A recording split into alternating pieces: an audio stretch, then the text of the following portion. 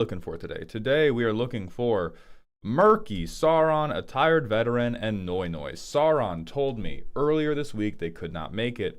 Noi Noi told me earlier this week they may not be able to make it. So I'm going to assume that they're not going to be here. That's okay. So it's Murky and a tired veteran that we are actually waiting for. A tired veteran's here. Perfect. Noi Noi is here. Even better. Britbread, thank you for the 25 months at Tier 1. Welcome back to the dog home for our just post 2-year anniversary. And then Swamp Thing, thank you for the 20 streams in a row. Welcome back to the dog park. Okay, YouTube stream is live. We are going to, I do want to vamp a few minutes about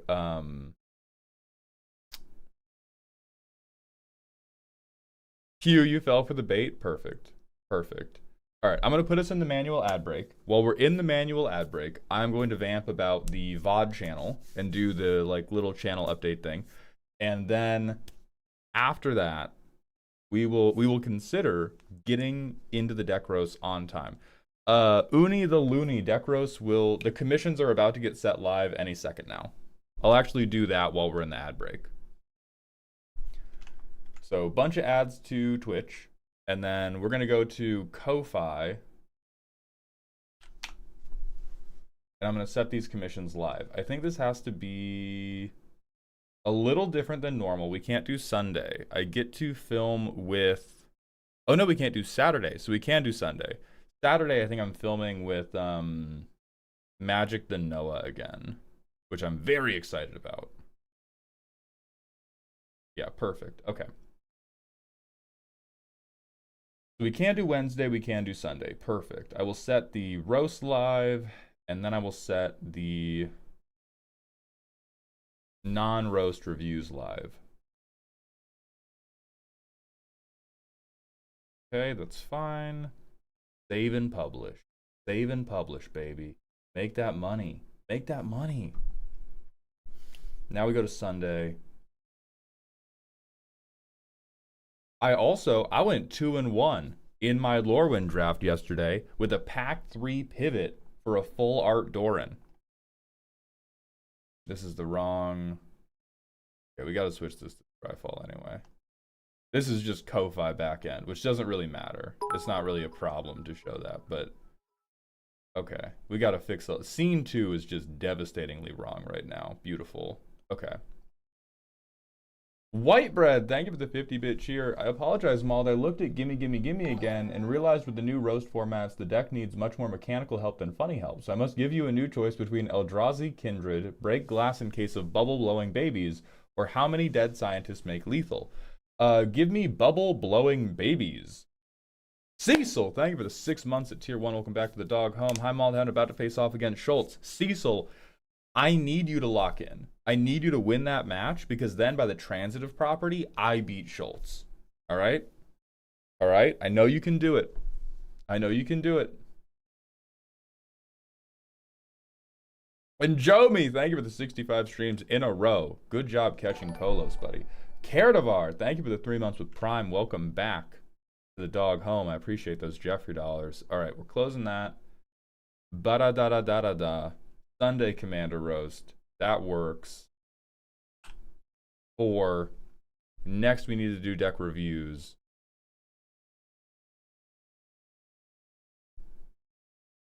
Then we can talk about stuff, and some of that stuff can be decks. I love talking about decks. Well, the Noah the Magic, it is Magic the Noah, but yes, the Noah the Magic the Noah. It's not live. I think we'll do 5 this week. I was able to do 5 last week, and it was okay, and I liked it. Okay.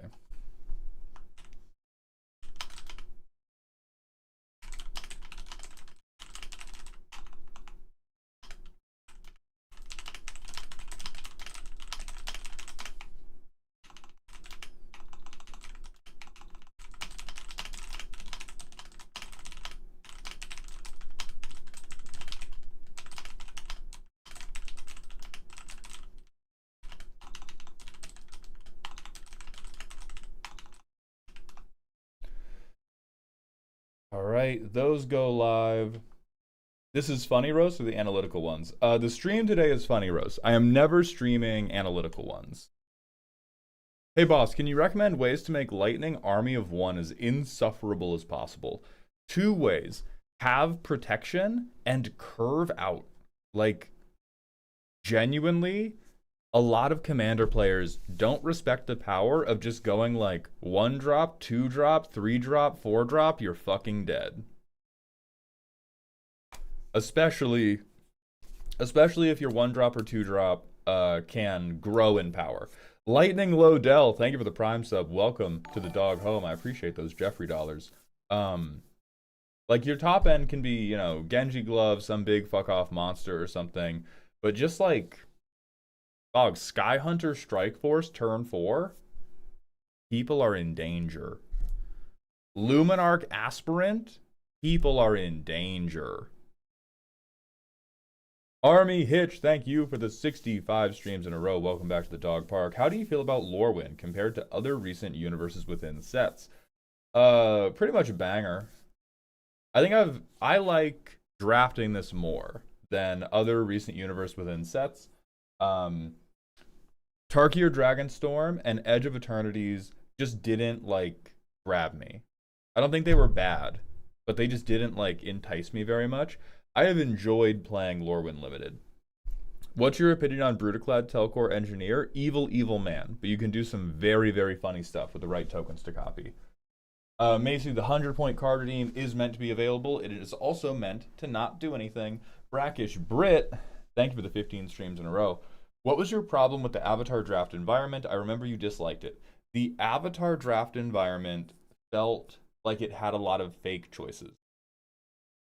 That was my main problem with it. Everything in Avatar, well, okay. The deck building portion of Avatar felt very, very on the rails. It did not feel like you could experiment very much. And when you got to playing the actual games, it felt like they made you take a lot of game actions that didn't mean anything. Like, it was a lot of stuff to make you feel like you were influencing the outcome of the game. And insert Linkin Park riff, in the end, it didn't even matter. Most of it. So it felt like it was a lot of like spinning my wheels. Versus Lorwyn, it feels very grindy, and it feels like there's a lot of like little things you could do or not do, and it feels like they matter. When I get to the end of the game, I will look back and be like, oh man, my decision on what creature to blight here, or how many creatures I held back here, or like what card I surveilled here, was all very relevant to the outcome of this game. Versus Avatar was just like, okay, I'm going to take 5 game actions per fucking card, and none of them matter because they're going to resolve Beifong's Bounty Hunters, and then I'm going to die in 2 turns. Dr. Cthulhu, thank you for the Twitch follow. Welcome to the doghouse, my friend. Antifreeze, congratulations on collecting your Fell for It Again award. Welcome to the stream. Hey Mald, I've been out preaching about your deck reviews to all my friends. Thank you. Somewhat handsome, I would say Lorwyn Draft Night, absolutely worth it. I did a draft yesterday. I had a lot of fun. I built a like, I'm trying to buy a deck review, but the payment link is broken. What can I do? What part of it is broken? I have not gone through the payment flow on my own deck review, and so I am not sure. I am not sure what part of it could get broken.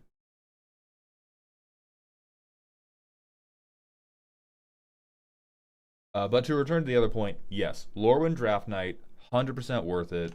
Cannot recommend enough. I have enjoyed every draft of Lorwyn I've ever done, outside of early access, because we had a fucking dumb ring light.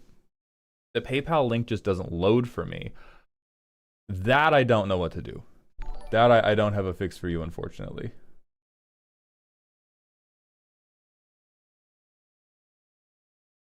Oleander Soup, thank you for the Twitch follow. Welcome to the doghouse. I do know that very regularly the Ko-Fi will sell more than I put in stock, and so if you are in the payment flow, it might be able to get your order through if you just hang in there. Andriac The Dancing Dragon, thank you for the 5 streams in a row. Welcome back to the dog park. I pulled a Squelcher in my first draft. So far, I have 3 of the most expensive cards in the set. That's crazy. Agumon, I've been tinkering with Marilyn and find myself at a crux of fate. If I go into Flicker to keep cheating stuff, it feels too good and snowbally out of control. So trying to avoid that the only one free thing a turn feels so bad, especially if your exiles are whiffing, which makes me think maybe cards so I can scope top of opponents' decks, but including those cards feels bad and they kind of suck. What do? I think you have to accept that it's a very good deck is the problem. Because I was tinkering, I was also messing around with the Maryland deck and was running into kind of the same problem. Like the fun stuff you can do is very, very good. You can't really play into what Maryland wants to do and not have it be at least a little bit fucked up. The greatest midpoint you could have is run removal spells that put things on top of your opponent's library. That's the only compromise I could really think of is, okay, I'm going to play on my turn. Like, I'm going to play elves on my turn. I'm not going to flicker. And the way I'm going to get good stuff is I'm going to run all the, like, blue draft chaff spells that say, like, 4 mana, put this creature on top of your deck. And then I'm going to play an elf and then free cast your creature. So there's a ton of those, right? Like, put on top of library. How much do we have in Sultai?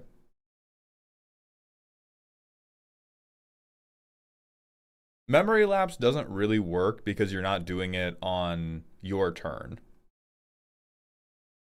Oh, I think I need opponents.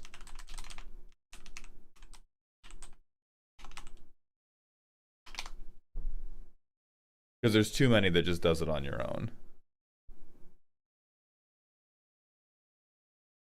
There's like 12 or so. That's probably enough to try to get that going, especially if you have good card draw in your own deck, or if you can reuse instants and sorceries.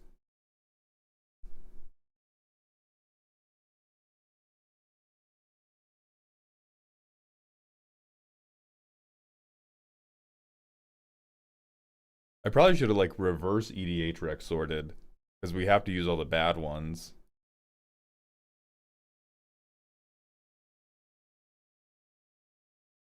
Ooh, precognition. What if you spent 5 mana to scry 1 on your opponent's deck every turn? That would probably make Maryland viable, right?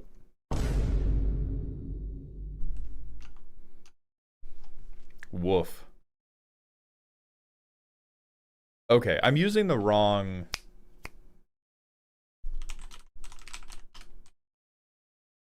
set, ECL, Oracle, Convoke. This is the card I want, but I need to put it on the top. So I think it's like removal tuck. Yeah, okay, removal tuck is the tag.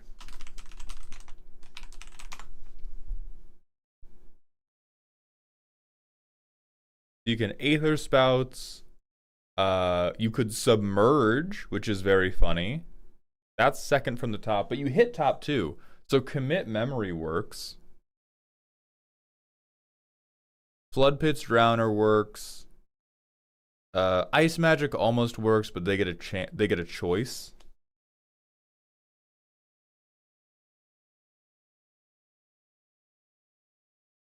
Temporal Cleansing kind of works. I think the worst part about all of these is most of these let people choose top or bottom. And if you're running Maryland, a lot of them are just going to be like, oh, well, fuck you. I choose bottom, so you can't steal my guy.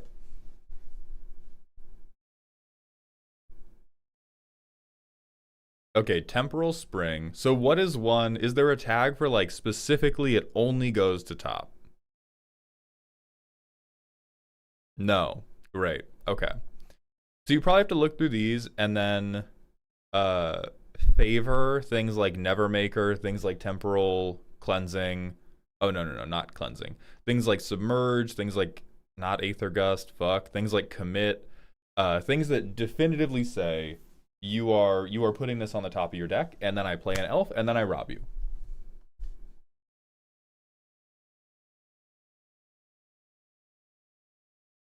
Vanishment. That does it.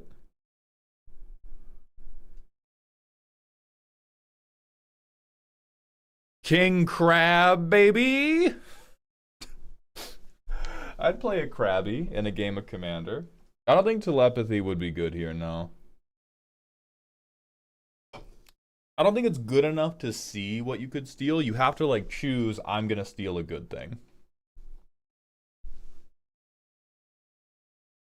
Like I think you're going Isolation at Orthanc. You are going Anchor to the Ether. You are Synchronized Eviction. Totally Lost. Like really, really bad removal. You let people establish their threats. So you let people establish their threats, and then you go, I'm going to spend 5 mana to put him on top of your library because I have curved out with elves and fairies. And then I'm going to play Llanowar Elf. And then I'm going to take it.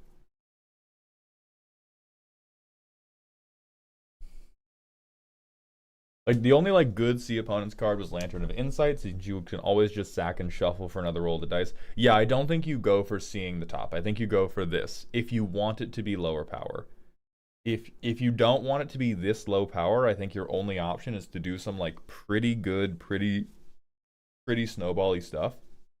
But if you want it to be, like, hee hoo hoo casual, you kind of have to do this. You kind of have to do, like, I'm going to ramp and curve into Maryland, and once I have 4 or 5 elves, I'm going to begin taking your best thing, put it on top of your library, then I take it.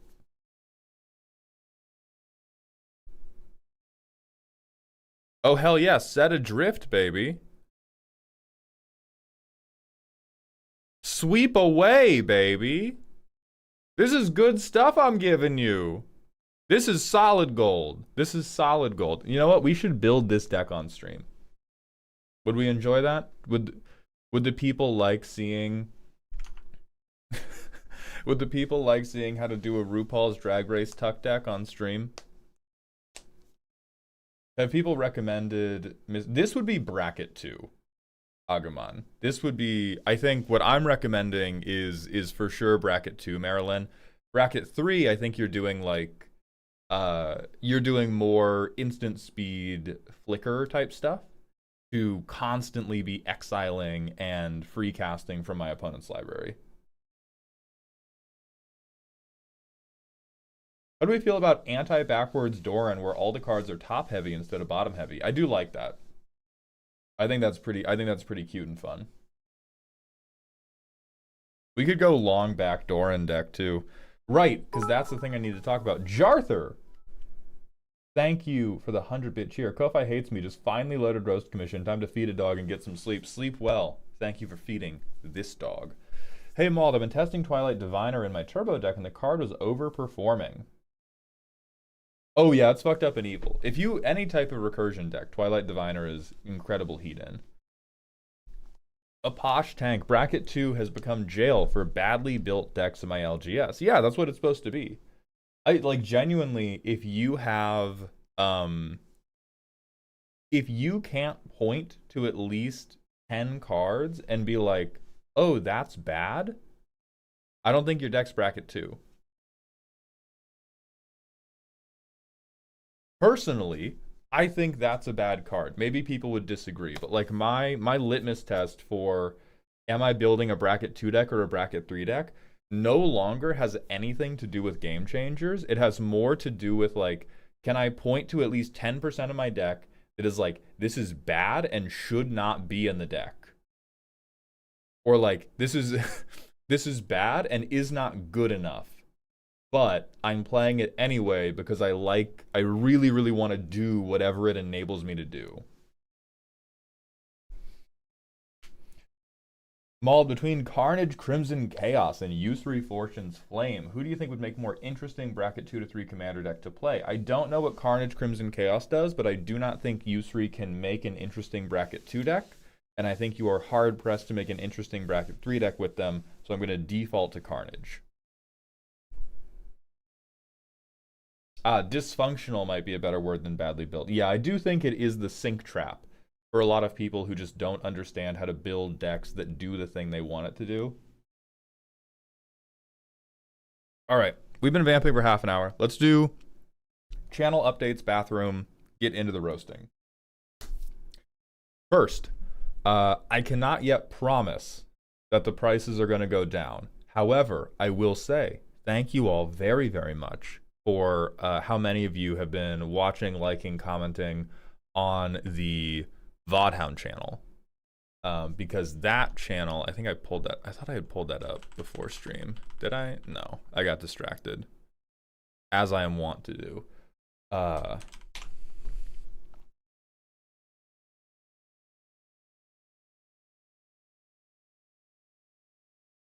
So Vodhound, which, by the way, I think this is my favorite thumbnail I've ever made. Please don't. No, I don't even want to watch my own video, but please. This is my favorite thumbnail I've ever made. A Posh Tank, thank you for the Prime sub. Welcome to the dog home, my friend. I appreciate those Jeffrey dollars. And Mr. Snuggles, thank you for the Twitch follow. Welcome to the doghouse.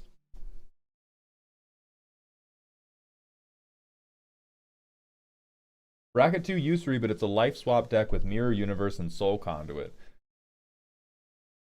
That's kind of cool. I would almost rather see it bracket 3 because that sounds like a really goofy ass game plan that deserves support. Anyway, VOD channel been going very good. It has been monetized for 3 days now, and it has made $82.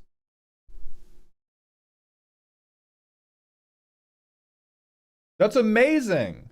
I've been watching the deck reviews you've posted there, and I've heartily enjoyed them all. Thank you so much, Autumn Breeze. And Last Life, too. Thank you for the Prime sub. Welcome to the dog home, my friends. Maldit stream, did I miss? Why is my streak reset? Did you miss the Commander gameplay stream? I think that was a late night stream that was, like, more ad hoc.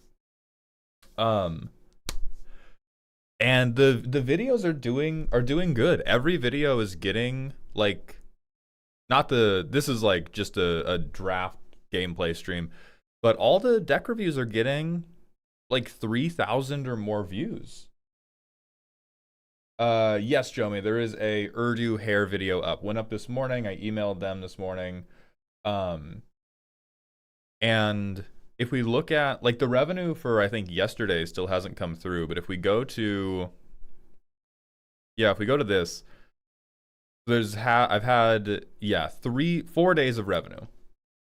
Clunky Man, thank you for the $1 super chat. Welcome to Dog Heaven, my friend. Favorite low calorie protein sources? Ooh, yeah, I've got great ones for this. Greek yogurt's a good one. Takes a little getting used to, but it is very, very good. Cottage cheese, that's a relatively good one because after you have a little bit of cottage cheese, you're like done eating. So it's low calorie in a different way. It's not low calorie in the like eat a bunch of this and you'll feel fine. It's like you have 1 cup of cottage cheese and you're like, I'm off of food for the next couple hours. I've had a little bit of protein and I'm off of food. I'm good now. Other great ones.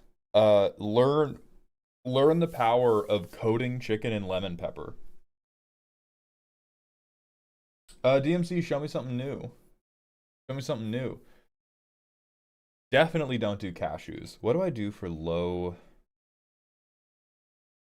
Here's the problem. I am a big shake enjoyer.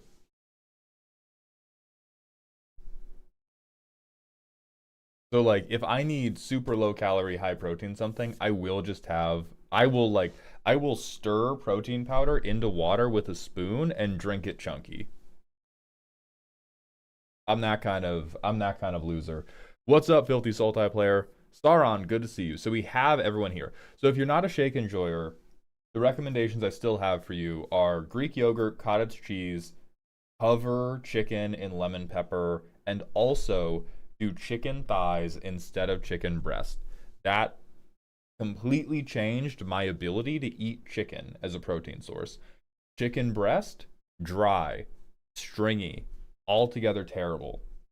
Chicken thigh, it will have like every quarter pound of chicken thigh has like 3 more grams of fat, which is like 20 to 30 more total calories, and it makes a world of difference in how edible the shit is.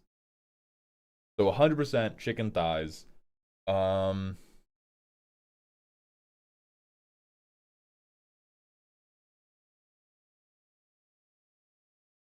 what chicken breast have you had that was dry and stringy? The one in my head for the purposes of this argument, Malik. Shut up.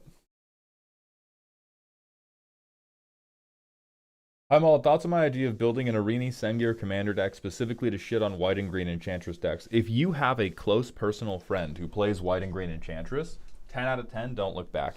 If you are just trying to be ready, if you ever see them in the wild, you got to go to therapy and you got to build a proactive deck that actually does the thing you want it to do.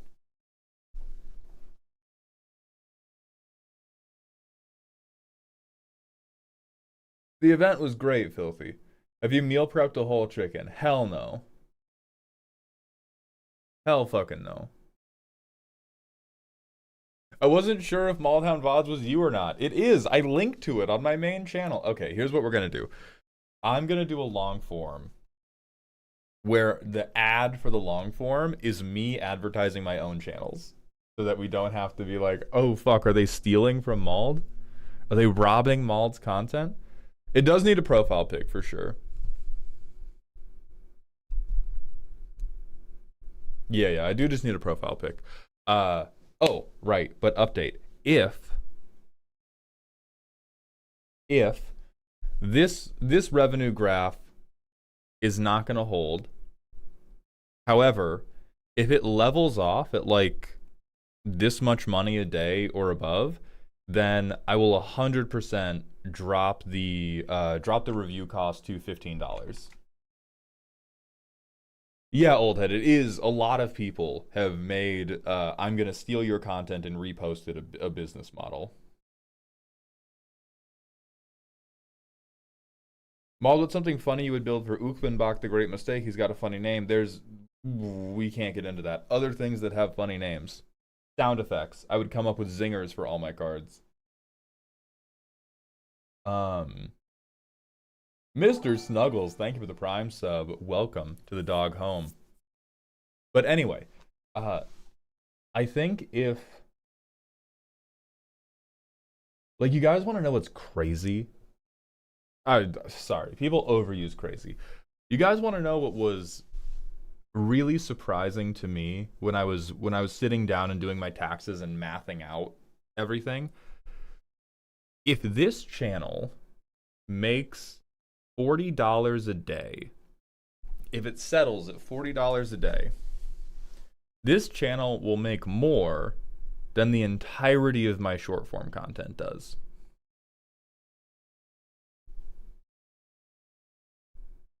Isn't that cool? Yes, Sauron. Yeah. So I'm still going to go back to short form content, but I am just reeling at what a bad trade-off it was for the time and stress that I put into it. Because it just like, and I would not be in this position without short form content. So I'm not saying like, oh, short form sucks, shouldn't do it, why did I ever do it?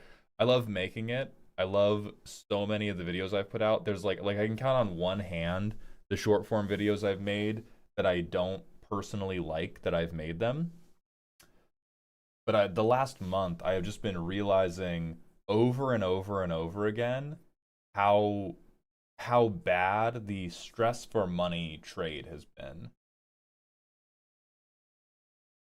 It's not the worst time to money ratio. If you can lock in on a strategy to, because there's some people, man, who 15 minutes they got a short done. Like if you, because my thing, I'm always trying to come up with like a comedic narrative to go with the card. And so I'm pretty sure that if I wanted to, I could make like 10 shorts a day where I just picked a card and was like, this card sucks, insert sound effect. If you play this card, I hate you, insert visual meme, publish. And they would not be as well. Do as good. Be as well. Holy fuck. They would not do as well. as my shorts historically have done, but doing 20 a day would certainly overwhelm how individually bad they did. And I don't make content like that because it does not please the little monkey that dances in my head and dispenses all my dopamine. But like I could 100% just do, yeah, like it's a bad trade-off for me because it takes me quite a long time and quite a lot of effort to come up with a video that I'm happy with to then post as a short. And I think a lot of other people treat shorts as just like, oh yeah, what can I do in 5 minutes? Just like off the dome, who cares? And ironically, that is closer to how I'm able to function doing the deck reviews. Because when I do the deck reviews, I sit down with like I sit down with it with like a cup of tea, and I'm like, okay, I'm going to break down if this deck is working or not. Cool. And we can just go. And I don't have to like, sometimes I'll have to think about, oh, what is the strategy we need to do here? But I don't have to like, go back and be like, oh fuck, what joke can I insert here? God damn it. Give me 10 minutes while I try to come up with like a visual comedy bit I can do to go along with your deck, or come up with like a special epithet for you as a person. It can just be like, see deck, digest deck, give feedback to deck, make $80. That's ridiculous. That's insane. 20 shorts a day, that sounds like a content farm. No, I'm certainly exaggerating. Lord Xavier, thank you for the 100-bit cheer. Would you also consider increasing the amount of the reviews as the VOD channel increases in revenue? I will consider it. I'm not going to increase it that much. I do think there is such a thing as oversaturation for that content. I may be wrong about that. I was kind of wrong about that with the main channel too. I usually err on the side of undersaturating it. For this channel, right now, the limit is going to be, I do not want to have more than one deck review coming out every day. The most I ever want to have coming out is new day, new deck review. And the only things I'm going to be double posting is if I have like the draft VODs, I'm dropping on top of it.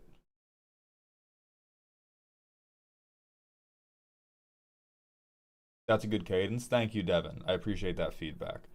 Because I do think it's like, if I put myself in the mind of, because I used to watch videos like this. I didn't watch it for Magic the Gathering, but I would watch videos like this for Smash Bros, for League of Legends, for Dota 2.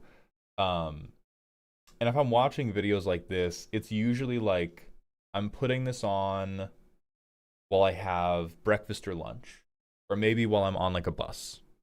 That's where I would watch video. I have it kind of low-key in the background while I am engaged in another, like, not super intensive behavior. And I think if I have more than one a day, it's just more than the appetite is there for. And so even if it's working well, right, I don't want to do what Hasbro has done and pull up to the Golden Goose's house and be like, give me all the eggs right now, in the bag, squeeze them, pinch it off, go, go, go, go. I've enjoyed watching a deck review of yours with my morning coffee on this channel. Madeline, thank you so much. I appreciate that. Okay, so that is definitely affirming. We're going to cap it at most 7 a week. We're doing 5 right now. At most, we'll do 7 a week. And if they're going so well that I would want to do more a week, I think I'm going to try to sublimate that into other more creative stuff, because I do want to free up more time to be a little fucking gremlin again, right? Like I think a lot of my most successful content is based really heavily on whimsy, and I don't want to chase the money so hard that I give up all my whimsy and then become like fucking annoying. Not even boring, but just like, the brand of creator who will like they get their hooks in by being a little bit funny and a little bit interesting, and then after a couple years all they can do is yell angrily at clouds, and that's like the only thing that keeps people coming back. I really want to avoid doing that. And I think that worry too much, if I worry too much about the money, and I'm like I must maximize the money, um I will become that for sure. I want to get enough money that I can whimsy max. Just enough money, and then I whimsy max. And then I make stuff that we all enjoy, that I like making, that you like watching. Felix, thank you for the 28 months at tier 1. Welcome to the dog home. Hey Mauled, I too enjoy your longer videos over meals. It might take some thinking, but what commander do you think would make the best jungler in League of Legends? Ooh. Ooh, I do not think these translate really well mechanically, so I'm gonna try to go off vibes. Okay. We need somebody a little bit aggressive.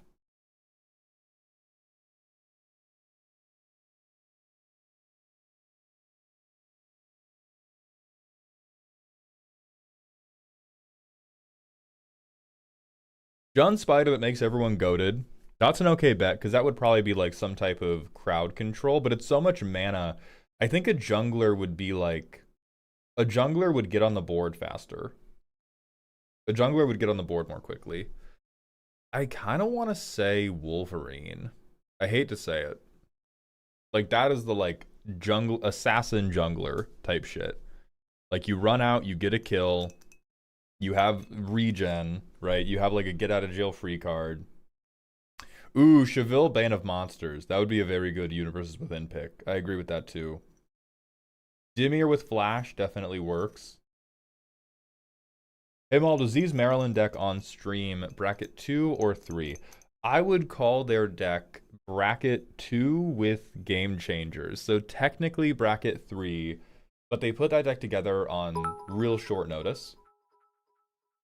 And so in terms of like intent, there was a lot of just like, oh fuck, what elves or fairies do I have in my bulk right now? Like they didn't sit down and like they gave it a once over of like, okay, this works, right? Like we're going to play a game of Commander and the deck is going to function.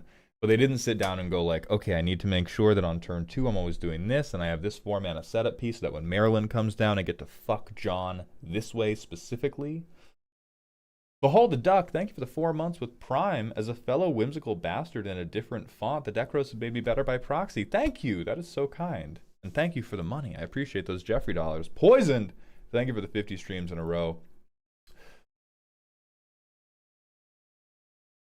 Starry-eyed, thank you for the 100-bit cheer. Completely off topic, but I recently poked my head into another couple streams, and good lord, it was night and day how much I wanted to sit and hang out. Some of those fuckers were so loud and constant, it just made me tired.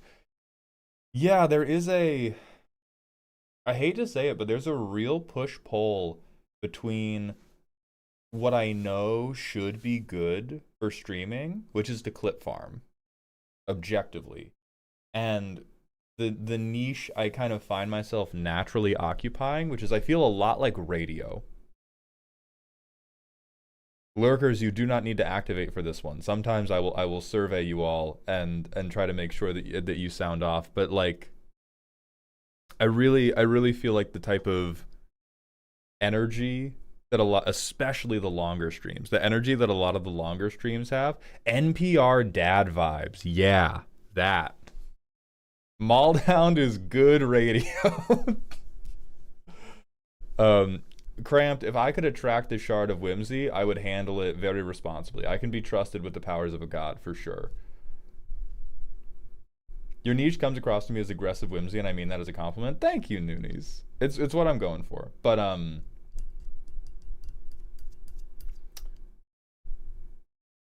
yeah, like there are moments of really high excitement, but for the most part, I think I'm trying to be a little bit more relaxed, right? I'm trying to give us all a good time. I need to submit my deck for roasting or help, LOL. Crinkled, you just missed commissions by like 20 minutes. Let me see if any are still live. Fuck no, they're all sold out and one sold extra.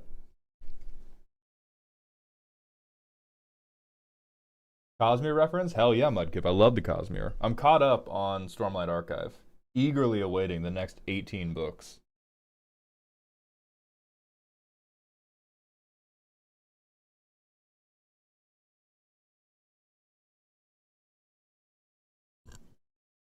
Casual passerby, thank you for the 7 streams in a row. Welcome back to the dog park.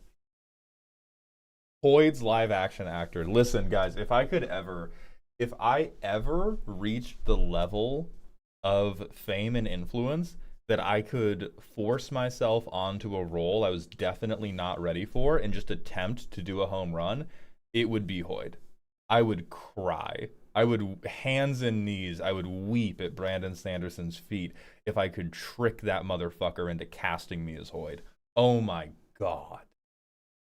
Oh my god. I don't even, nobody needs to gaslight me about this. I know there are 100 people in front of me in the fan cast, but oh, if I soul read a commander short about one of Brandon Sanderson's favorite cards and he lets me audition with that fucking flute, that's carrying me. I'm coasting for a decade on that happiness. To be fair, tricking someone into letting them play Hoyd is a very Hoyd thing to do. That's true. We need to convince our Kreb posting that Mauled is the best Hoyd fan cast. Do they ever talk about Hoyd's hairline? I think that's the number one thing we have to, that's the bridge we have to cross. What does everybody think Hoyd's hairline is right now? And where does my hair transplant need to go to? I will undergo massive corrective surgery to fit this fan cast, you guys. Alright, there is no bridge too far. I will learn how to play the flute. I was a clarinet player, and all we did was make fun of the flutists. Or flautists, whatever the fuck they called themselves. Hate them. I would learn how to be one.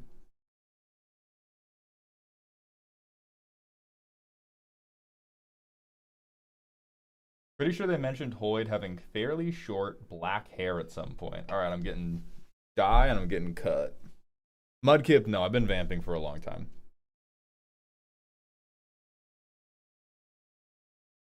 Of course you were a clarinet player? What the fuck do you mean, of course? Uni, perfect. I'm glad to hear you were able to get it through. You need to practice your silly storytelling energy. Have you been...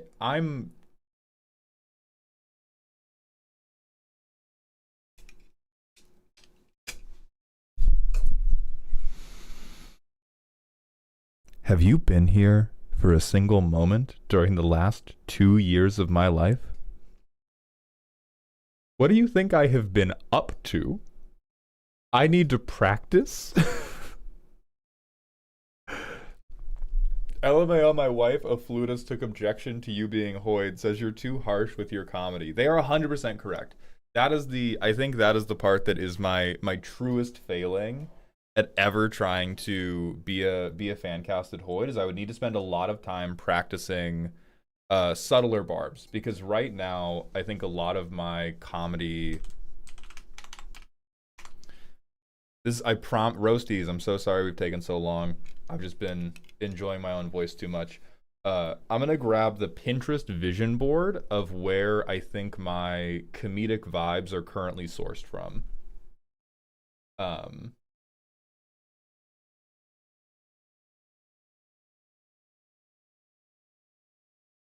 Here's one.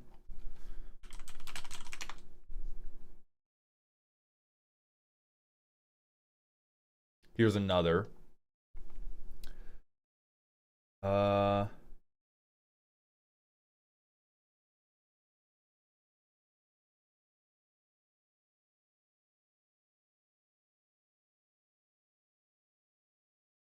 trying to think if there are any others. Oh yeah.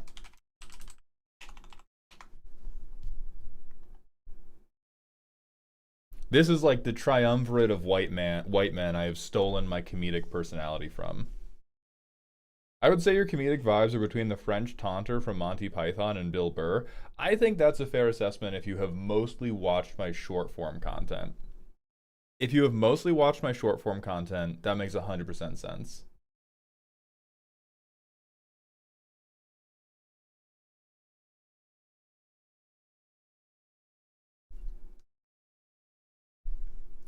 Hairline too good, can't be you. Fucking banned. Banned, Nezumi. Thank you for chatting in this channel for the first time. Goodbye.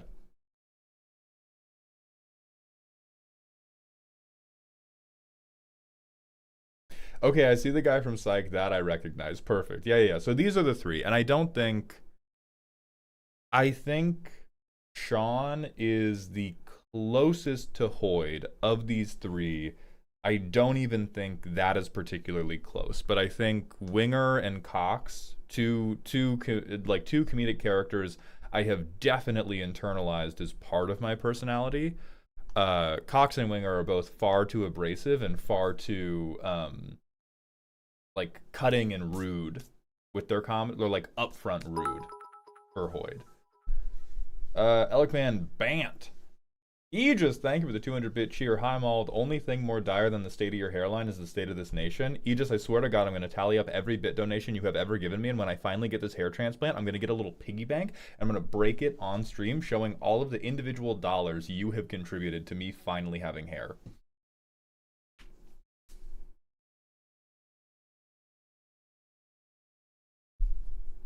How much did Sid the Sloth inform your comedy? I fucking hated that guy. This was my boy. Cox is great as a foil, but I don't think you could have a character like that as a main role and not have it be too much. 100%. 100%.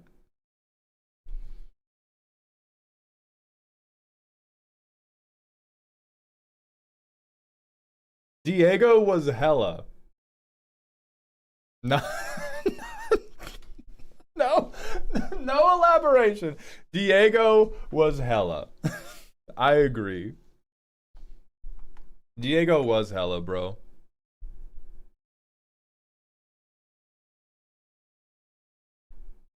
Who called these three the forehead gang, bro? Fuck you. Wait a minute. Oren, how dare you?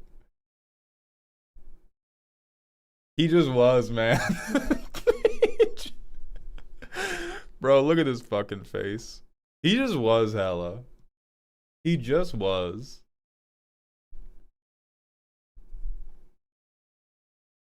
But yeah, so that would be my version of like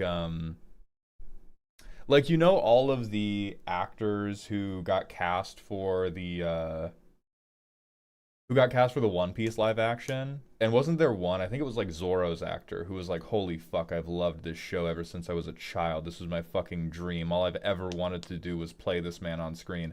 That would be my version of getting cast as Hoyd, but I would 100%, like, if I just sent in, I can't even act, right? If you've seen my skits on YouTube, needs a little work. Oh, Nami was the massive fan. Okay. Then yeah, me getting cast as Hoyd would be my version of Nami's actress becoming Nami. But it would, like, if you just sent in an audition tape of the comedy that I currently do, 100% would not make the cut. I would get immediately. You just got to bond with Brando Sando over Magic to make it happen. That's the thing, though. A lot of my Magic comedy too abrasive for Hoyd. Like, I think I'm not going to talk about like whether or not Brandon Sanderson might theoretically like me, but I might be able to make Brandon Sanderson laugh. I think the ways I typically make people laugh during the game of Magic would be like, oh, Brandon Sanderson might go, oh, that was funny. Definitely not Hoyd. Definitely not that motherfucker. You might cut it as Wayne. True, Malden's peak Wayne. Don't worry, Malden. Inability to act has never stopped anyone getting a role on a movie. Yeah, but I don't have the views, right? Like normally, if you can't fucking act, it's because you're just way too famous already, or you have way too many industry connections.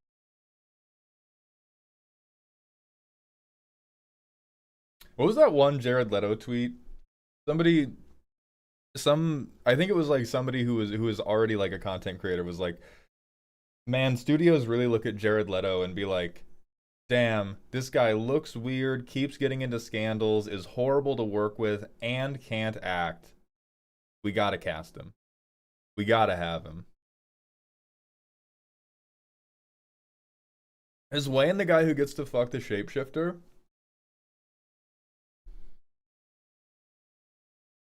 the things I would do to get Z cast in a movie with the like Mystique body paint. The things I would do. Wayne is definitely the guy who bought the shapeshifter. I'm in.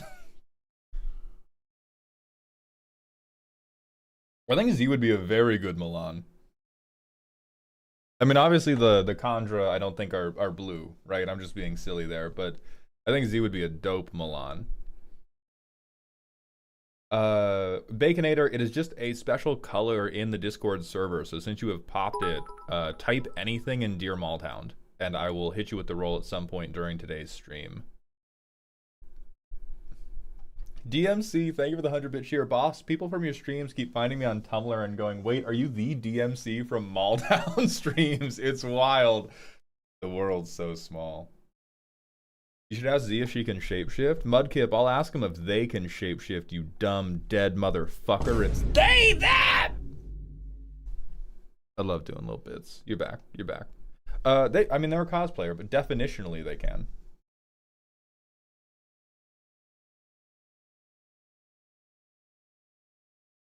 You're so good, Mudkip.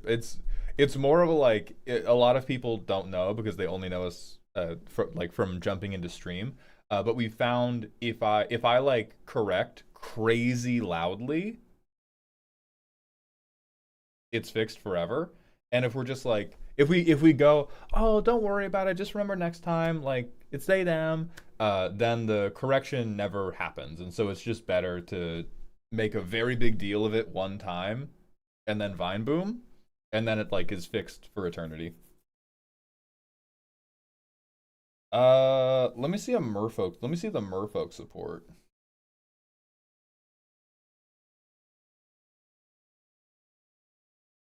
Philip, we have 4 decks to do today. The vamping's been going well. I've been having a good time, but I have been wasting a little bit too much time. So here's what we're gonna do. We're gonna do a 90-second ad break. I'm going to go to the bathroom. We are going to come back. We are going to get into the first deck roast, which is Murky here.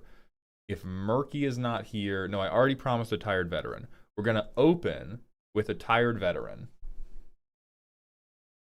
Then we're going to get into it. And then, reminder, if you do not already, check out the VOD channel where we publish the non-streamed deck roasts. And if enough people watch it, I can charge you guys less and less and less to get them done. Like if we can, I think there's a world where they could be $10. That's probably as low as they ever get. But I think there is a world we could live in where this channel makes enough money that I can make them $10. But we will see. That is something we will identify over the next couple months. What are the next free deck roasts? I'm not totally confident. Dastardly, thank you for the Twitch follow. Because I have to film with Magic the Noah on Saturday. I'm not sure how long that's gonna be. So put a maybe Saturday, maybe. If not this coming Saturday, definitely the week after that.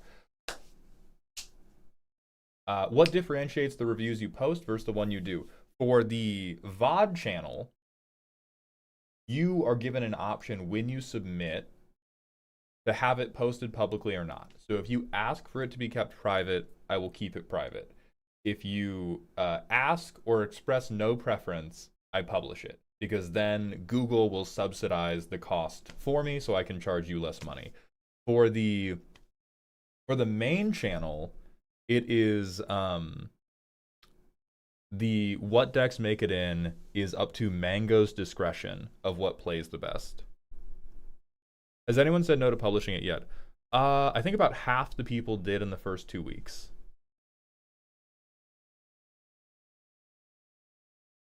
I don't remember seeing mine being published. I understand it wasn't the most entertaining for others. Loker genuinely Gravity, I may have just shit the bed on it. The first 2 weeks, I was also like,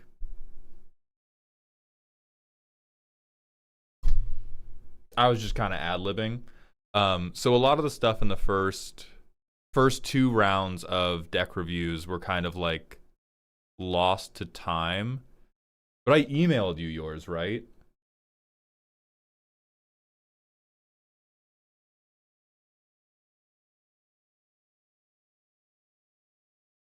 You did, yes. Okay. Yeah, so that's how. If people want private videos like Xavier, right? I want to I think the revenue right now looks like it will be good enough that the ones that do go public subsidize low costs for all the people that don't want it public. Like, I don't think everybody needs to default to public. And then if I do end up with like a healthy amount of people who do want it private, that's how we will get more than 10 a week. That's how. Um, if if say like 3 people wanted it private every week, I could sell like 9, and I could have 6 go public, 3 are private videos, um, and that way I don't overload the people who are watching the content, but I do still get it out cheaply to people that just want the more private touch. Yeah. Okay. Ad break. A tired veteran. I'm sorry we've been delayed. It's been a lot of good news to talk about to distract us from the woes, how fucking bad it is out there in the world today. Cruel, I don't hate you. I love YouTube chat. I love YouTube chat very much, but the window is on the left rather than the right, and I read it like I'm reading a manga because I am a weeaboo. He is lying. Ira, you're banned. You're banned for suggesting a thought crime against YouTube chat, who I love very much.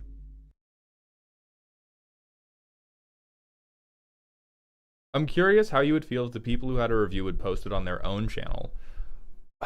That depends.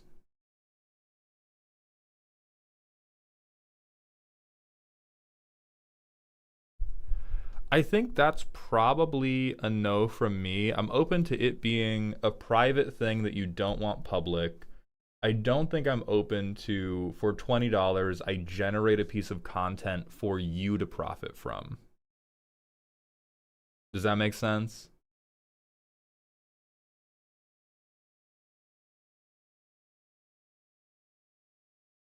Especially when I'm erring on the side of like I'm undercutting myself at every turn to make sure that people can get these for cheap. I'm super down to undercut myself so that people can get a thing that they will enjoy personally. I'm not down to undercut myself so that other people can then attempt to do like arbitrary. Yeah, Sauron's got it. That's what it would be. Because that's what I'm going through with Gravity. By the way, I need to set up a meeting with your partner, the artist you recommended, because I do want to move forward with that, but I have a scatterbrain. Somewhat Handsome, that would be 20, but that would be mostly non-comedic. But what I saw on their page was like, here's the cost for art. Here's the cost for art that you are going to resell. That's what it would be. Is I would just charge you, but it would be a quite a lot of money, right? Because I'm trying to charge as little as possible for it to be just a thing you enjoy, and it would be quite a lot of money for, okay, I make you a thing, you get to enjoy it, and you can resell it on your YouTube channel if you like. I know you've said most of the monocolor legend are bad as commanders. What do you think has been the latest legend that is a good commander with the sacrifice of running one color? I do want to be clear, that's mostly bias, right? I think that is one of my least correct opinions, and even then, they're good at what they do. I just can't handle being that narrow in what I do.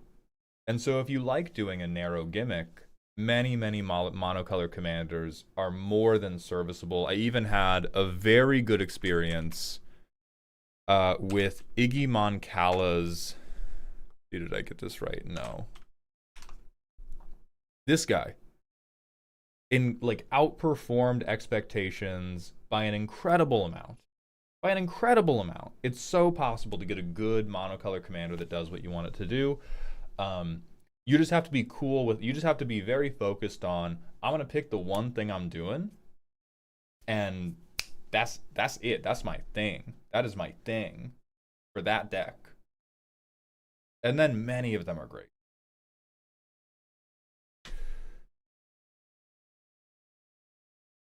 Sir Vondum's probably better overall, Z-Box. You want a little bit of like, because the thing is, if you have Sir Vondum in the command zone, you don't need to run as much removal, and you can be more proactive, which is generally more fun. You think Zada could be CEDH? Technically, anything can. If you have a way to win in the first couple turns of the game, like, yeah, it can be. It's not going to be like good meta tactical pick CEDH, but you could definitely steal some games. Maybe you could steal a tournament. DMC, thank you for the 100-bit cheer. Painful to watch boss rip off my Arcanus deck on stream without seeing Arcanus. Yup.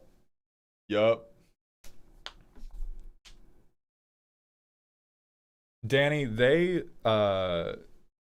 was like, we should do this again, and Z wanted to do it. So everybody wanted to play more Magic after.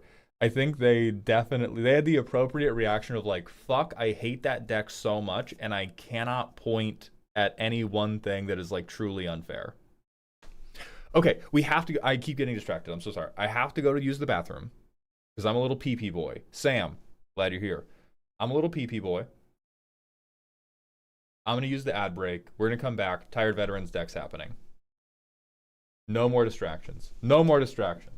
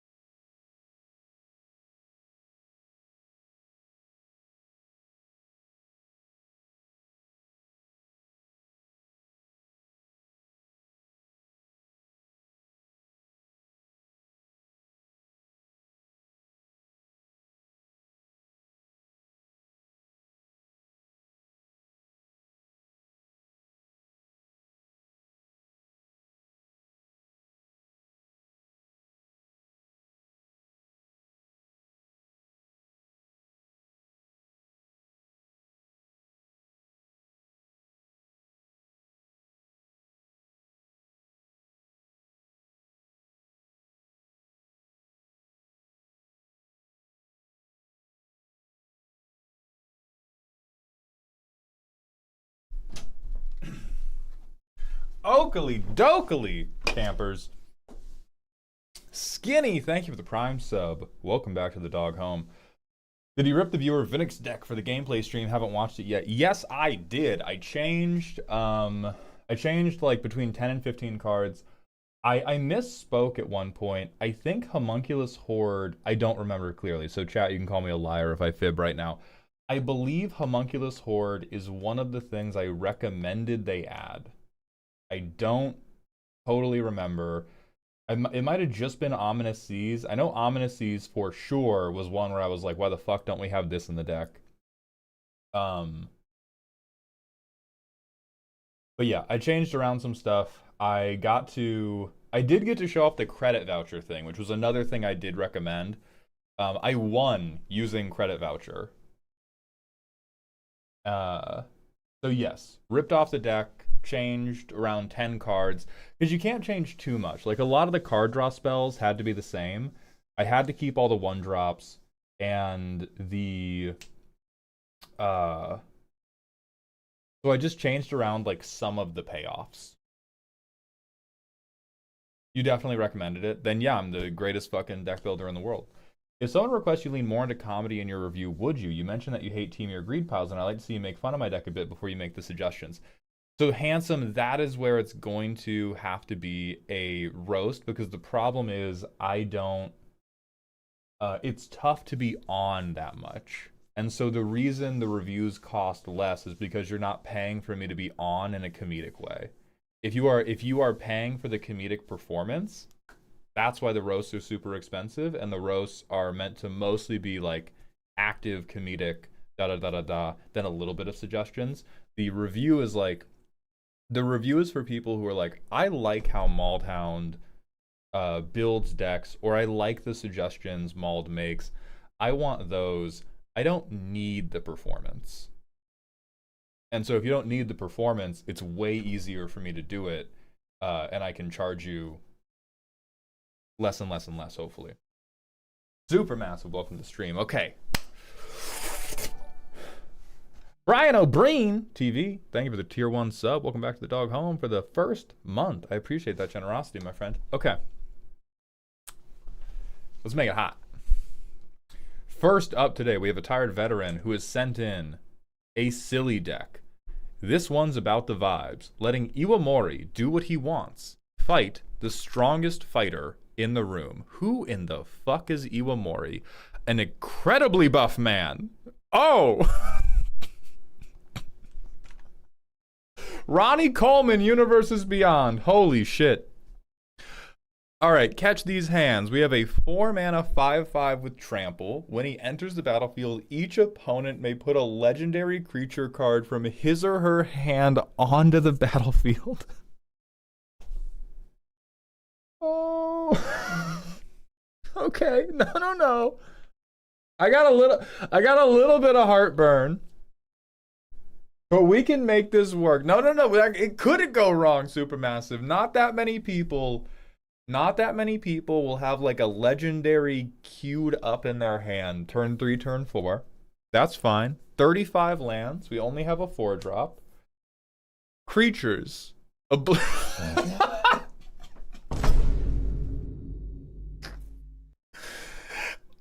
None of the rest of this looks like ramp. Did we tag this? Beautiful. 1-2 punch. Okay. First thing I agree with. Oh, 11 pieces of ramp.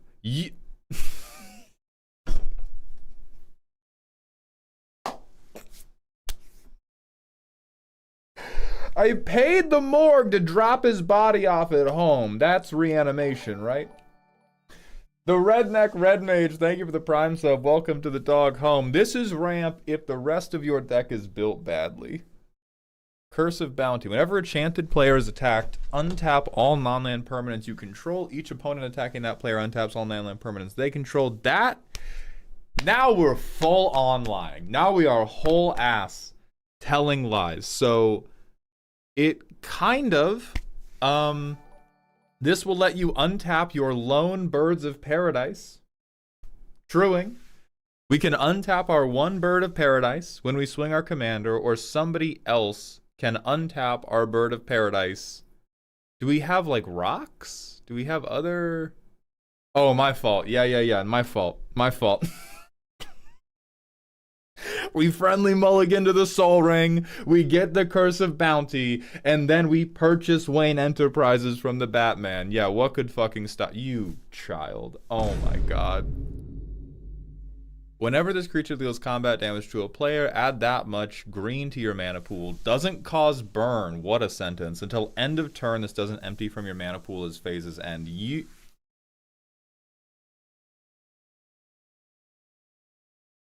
That's not ramp. That's 9 creatures. We have the 1 creature we need. He's right here. The Utopia Sprawl Curse of Bounty combo. We are stretching that word to its breaking point, my friend. That's... I get to untap 2... Wait. That's not a combo. Wait. You untap... Utopia Sprawl doesn't tap. Like, Utopia's... Hold on. We about to have a PBS moment. Hold on. Because Curse of Bounty, you would untap your non-land permanents. That includes Utopia Sprawl. You know untapping Utopia Sprawl doesn't untap the land, right? We gotta hold... Brother. Look into my eyes. We know this, right? We know. Right, the bird isn't a land. We're good with the bird. But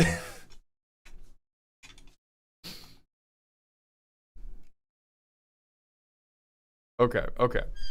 So we have seismic. This is a lie. Okay, so our tags are lies. I'm gonna look through the deck, understanding that our tags are fucking lies. We have 8 fight spells. That's pretty good. And we have like a 1 more permanent way to fight. A little poorly built, but what a juice. Okay, we have an Enchantress thing.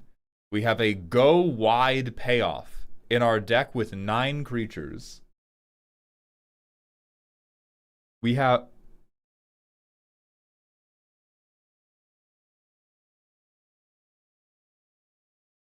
We have to attack with 7 creatures to make this happen.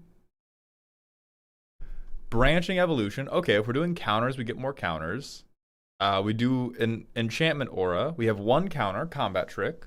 If counters, more counters. Way to get counters. Way to get counters. Way to get counters. Way to get counters. Way to get counters. Way to get counters. Okay. This one's dog shit. This is one of our 9 creatures. This is one of our 9 warriors holding the tide of the apocalypse, and it is a fucking 1/1. We can't copy this guy because he's legendary. I like Regenerate. I don't mind that. Is he an enchantment creature? He's not. What? I'm so confused. Bob and Weave. Okay, sure. Unblockability, or like you can only block with 1 thing. That's good with Trample. Break stuff. All right. All right. 5 pieces of government mandated removal. Reed Weaver. Brother. You Reed Weaver. Green tap, copy target activated or triggered ability you control from an enchantment source. You may choose new targets. I'm trying to think of what enchantment source. Maybe Hydra's Growth. I could see us wanting to copy that one. Right? The upkeep trigger for the double.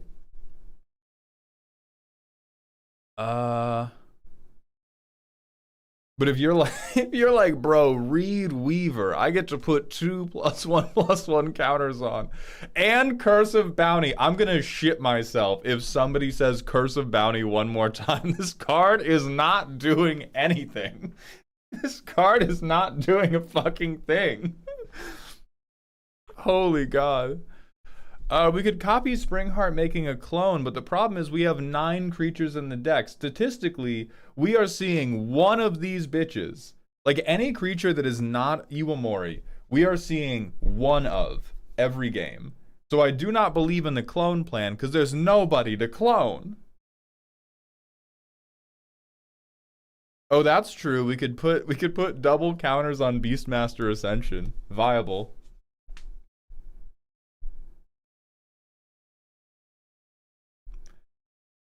Declare any creature you control as an attacker attacking the opponent, holding priority. Activate all mana-producing non-land permanents you control by tapping them, adding at least green. Activate Weaver of Harmony by paying and tapping it, copying Curse of Bounty's trigger. So it's float any amount of mana mid-combat. That makes me like it even less, that you're like, no, it's fine because it's a pie-in-the-sky infinite in the middle of my random fight guide deck. Because then we end up without a... Because you don't save that mana after combat. Right? Like we get to float infinite mana in... We get to float infinite mana in combat. We have 1 X spell in the deck. So like I'm looking through your garage, right? And I'm going like, hey man, you've got a lot of nails on the ground and also you have this weird ball of lead. And you're like, no, it's not a ball of lead. It's a grenade. I've had it since World War II. Don't touch it. Yeah, it's fine. My bag of poop has a nuke.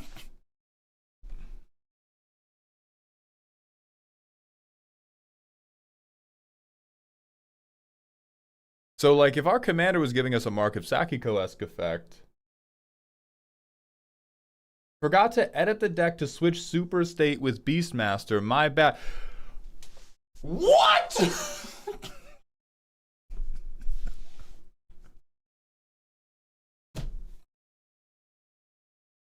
I'm going blind. I'm actively going blind. No, you guys.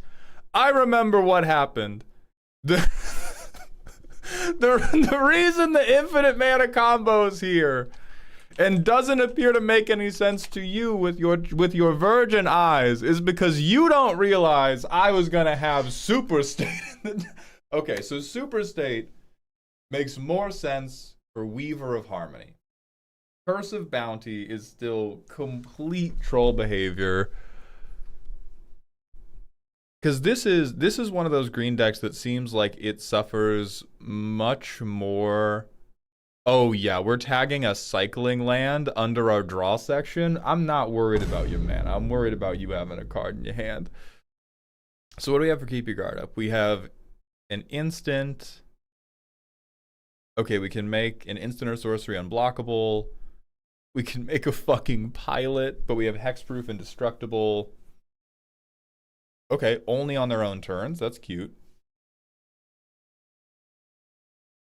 Wow. Wow. We have a fog. Kind of seems like coward shit. Okay, vigilance, reach, umber armor. That's dope. Mutagenic growth. Great. Well, it's free. You know. Get something back, sure. Fog, sure. I like this one.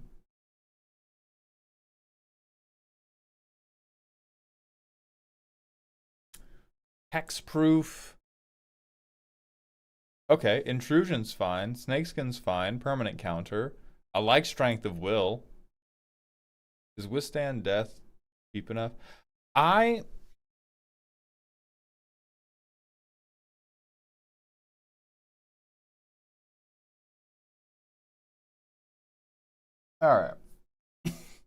So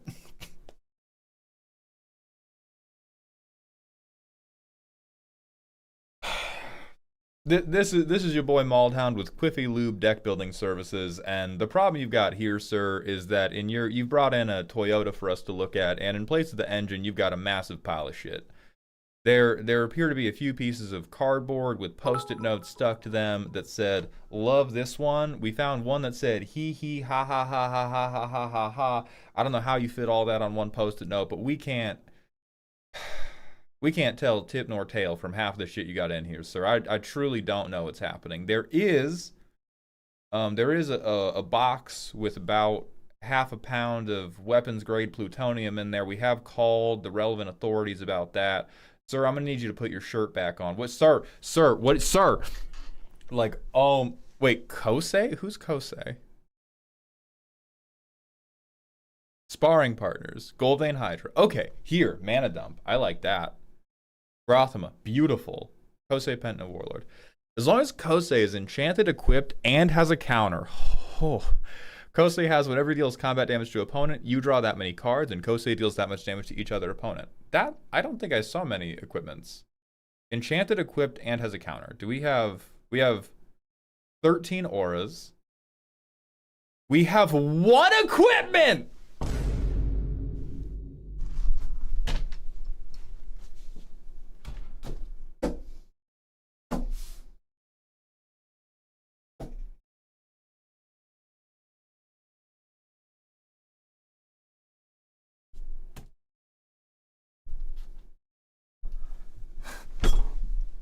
Bro, I know for a fact this deck plays like one of those monkeys trying to get Shakespeare out on a typewriter. What the fuck is happening? What the fuck do you mean what? It's not in the command zone, Shady.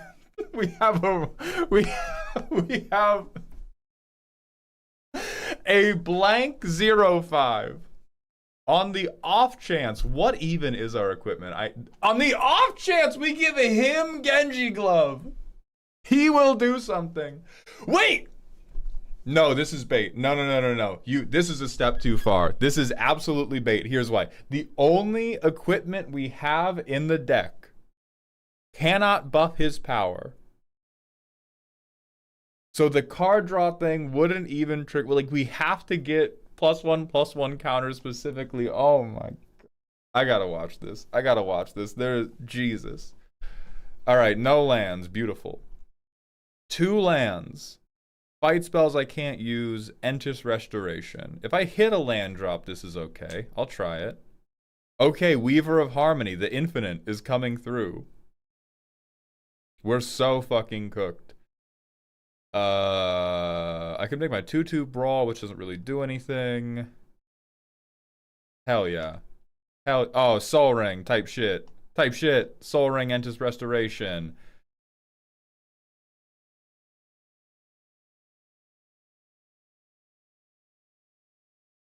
Oh, that's got to get shuffled. All right. Next turn. Iwamori comes down turn 6.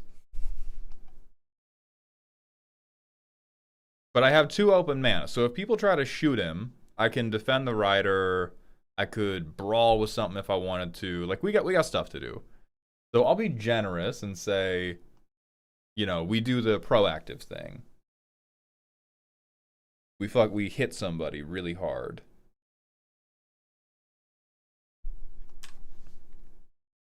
We got a protection spell. I swing this guy. If somebody blocks me bigly, I would Strength of Will. If they don't block me bigly, I'm Hunter's Inciting. I will presume, for your sake, that we get to draw 5 cards. Oh my god, look who's here. It's the Bird of Paradise. God bless America. Peace in our time. Peace in our fucking time, baby. Alright, we land drop. We've dealt 5 commander damage. I'm going to stick this to get a card draw engine to try to get us to something that can begin threatening lethal. Alright, Hardened Scales. Do I have a way to get this fucking counter on? No. No, I am more distracted than a child in the cereal aisle. I can lure if I want to, which is not phenomenal to me. Oh, Strength of Will should be in my hand. That should be in my hand.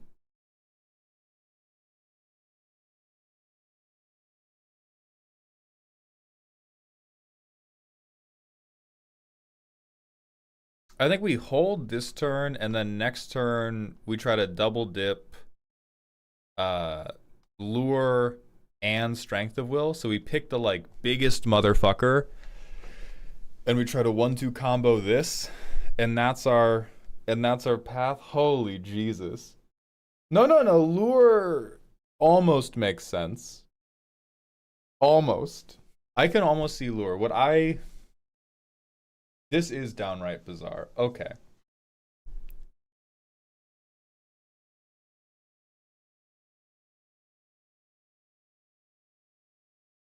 Like, I just can't. $181 smells a lot like Built from Collection to me. Like, I need a Les Miserables edit of a printer wandering the streets of Paris calling this deck's name. Baguette slung over the shoulder. Iwamori! Iwamori, where are you, mon ami? You are lost! Come back to me, Iwamori! And it's desperately trying to print out like a single card that's worth $2. So some of this stuff I agree with. I think overall this is scattered as hell, which does make sense for silly. I think if you were to try to bring it in any more of a targeted direction, we seem really split between the 3 different directions of I want to cast combat tricks, I want to stack +1/+1 counters, I want to stack enchantments. Of those 3, enchantments is the most parasitic.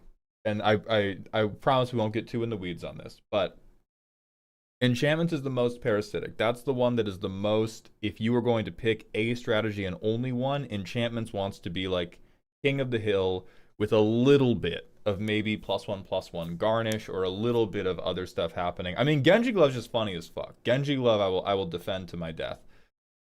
Combat trick and 1/1 counters in green has a little bit of overlap, but you're almost always worse off using a combat trick than just having a permanent source of this happening. And what I mean by that is like with the KO, right? We're like, I'm trying to do what Iwamori does best, which is to fight people, but I am not going to use any of the permanent-based fight things that would allow me to do it whenever I wanted.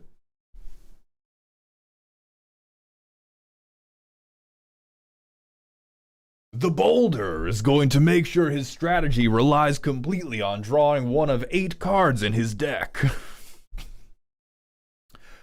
I do like that we're drawing based on power. This type of draw all makes sense to me. Incredible lie that we have tagged Elixir and Tranquil Thicket card draw. So these I think you have all picked correctly.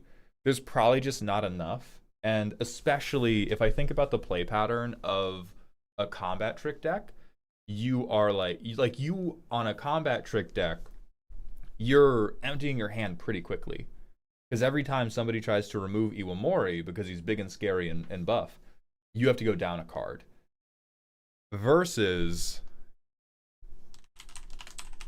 you know, maybe there's a more green thing you can do, but this is like one-time investment, half of your removal spells don't work anymore. Or, if you want to be a greedy... Hold on.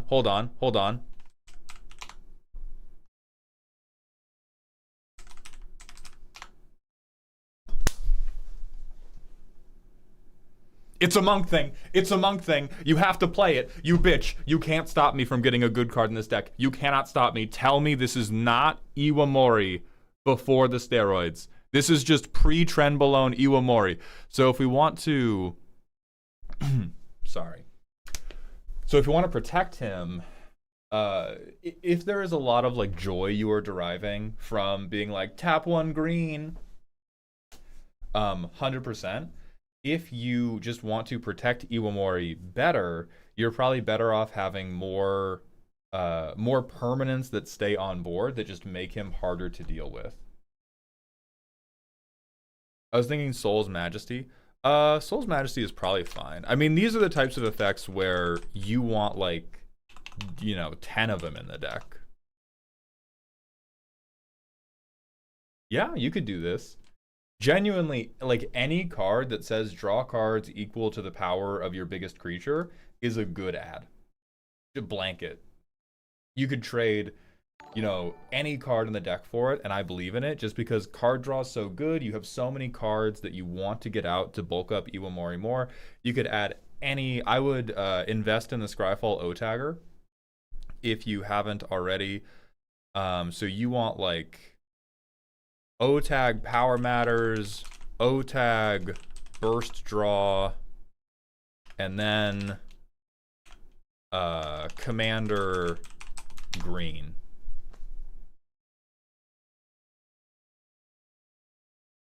Literally anything from this section will play well for this deck. I think it is Iwamori crashes out. I really want to get behind that plan. Yeah, another good card that DMC has just mentioned that could really help with the ramp problem is, not even the problem, but help with the ramp is Traverse the Outlands. So this is, with Iwamori, I get 5 basics to field. I now have mana for the rest of the game. You kill Iwamori, doesn't matter, I get to recast him. I get to cast a card draw spell, and I get to cast spells out of the stuff I drew because Iwamori has given me 10 lands. It's beautiful. And we could... I think we could go one for... Like, go back and forth on this all day. I think the philosophical point I do want to impart to you to make sure that we can crash out as hard as we want to is I would pick 2 between... 1/1 counters, enchantments, and combat tricks. I would pick 2 that the deck is focusing on. Because that way you have a little bit more room for the specific synergy that's going to go really well for it. Because green has a little bit of...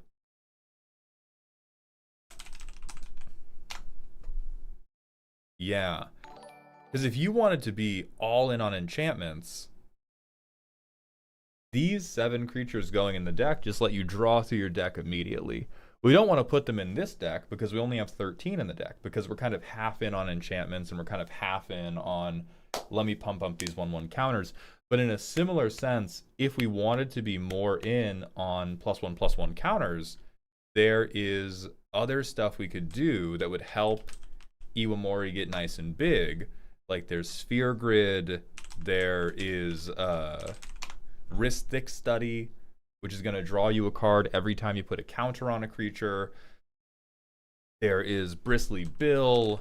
Like Magic has printed just so much deep synergistic support. So many other cards that will be super fun with the deck strategy.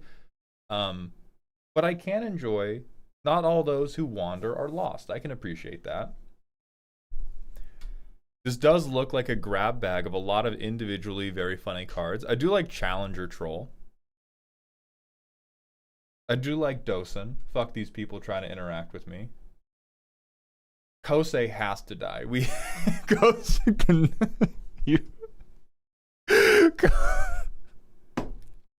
Kosei is not a sparring partner. That dog is a fucking water boy. You get him the fuck out of here. But like, I love Grothama. That guy's great. Take him out for that tracker you shared. Perfect. I think he's very, very good. Let me see if there's another... Let me see if there's an O tag for this we can recommend to you. DMC, thank you for the 100-bit cheer. Also, can we Kusarigama? Hold on.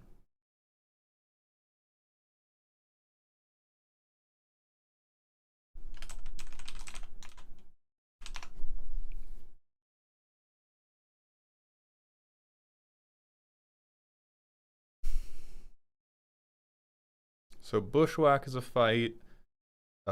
Inscription of Abundance is a fight that can also get some counters on us.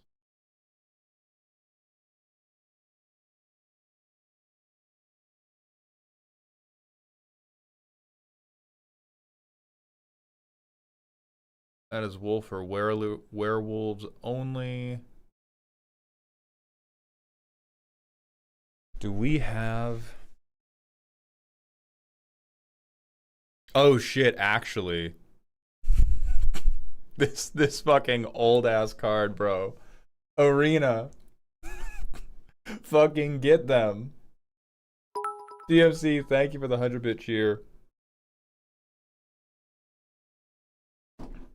Oh yeah, and if you do want to be, yeah, let me hold on. We will preach the wonders of Kusarigama. So equip creature. Oh shit! You can keep the infinite now.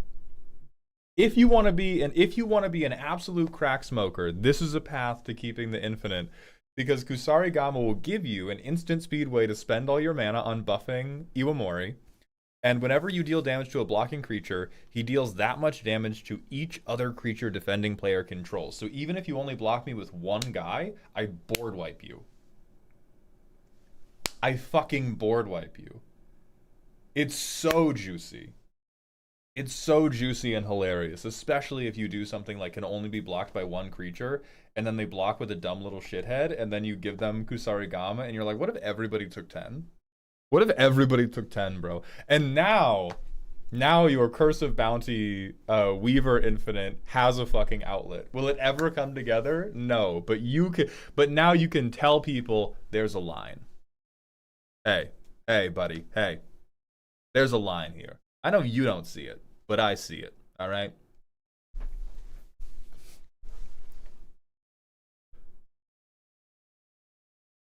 Other good ones. If you wanted to lean more into 1/1 counters,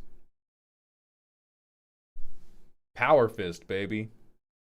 That's a fat one. Like, we can keep this in hand until Iwamori is out. And then that is also some monk shit weaponry. I would accept a vibes-based veto on this one. But this is turn after I play Iwamori, I cast this, equip it, I hold up 1 mana to protect him, and then I punch 5 more counters onto him. Hell fucking yeah.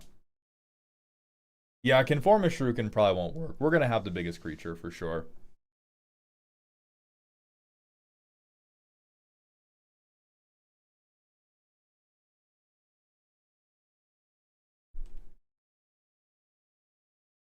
Is Kusarigama sapphic enough for the Good Friends Detective Agency? Let's see. All right, ribbed for her pleasure. I'm not sure what this one is. Oh, true. Season of Gathering. Another good burst card draw spell.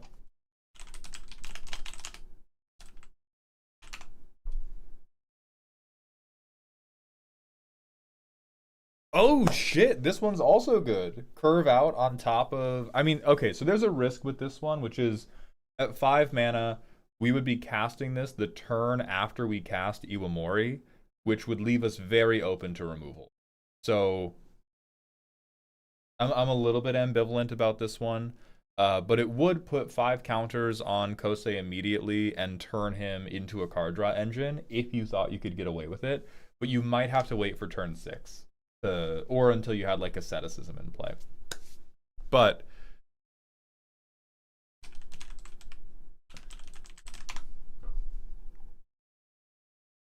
we're being silly. How much removal are we expecting? Non-zero. We have a big trampling threat. I'm expecting everybody's like court-issued swords to plowshares to come out against this guy.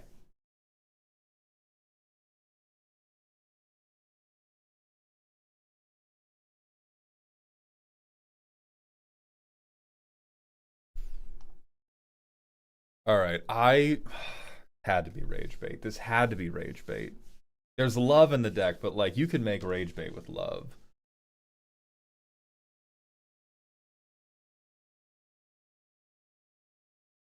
No, that super state line. That super state line was pure fucking rage bait. I like it. I think it's very cute. There's I know we've had a lot of chat suggestions.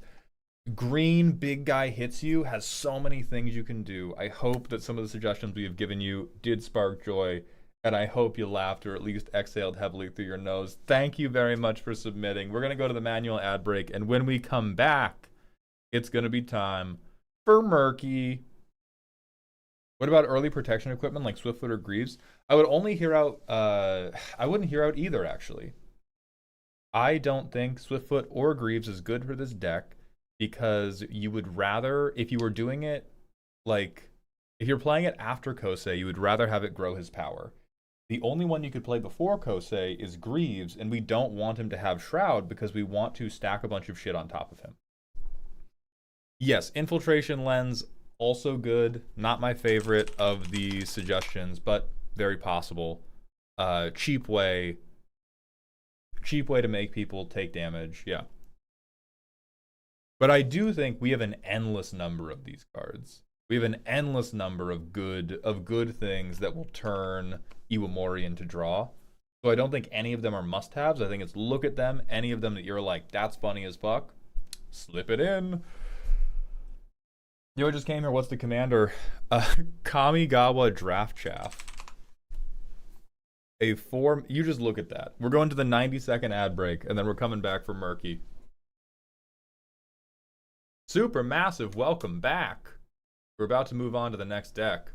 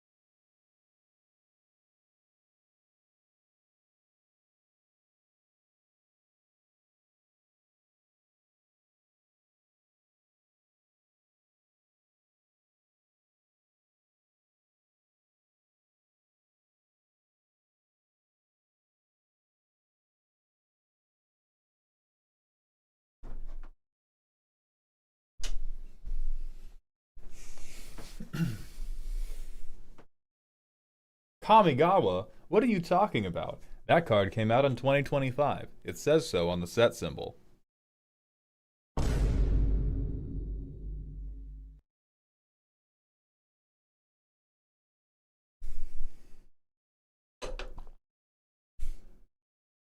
Kainro, I'm going to ask you to refrain from trying to get more ETBs on this dumbass. In what world do we want to let our opponents put more legendaries out?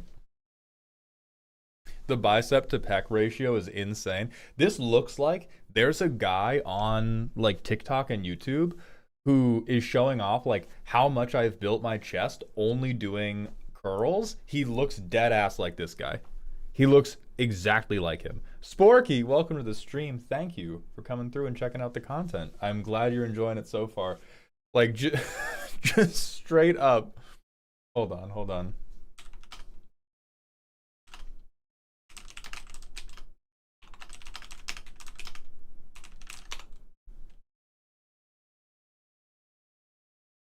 God damn it. I can't Google it because all of the Google results are only for the guy who only works out one side of his body. Okay.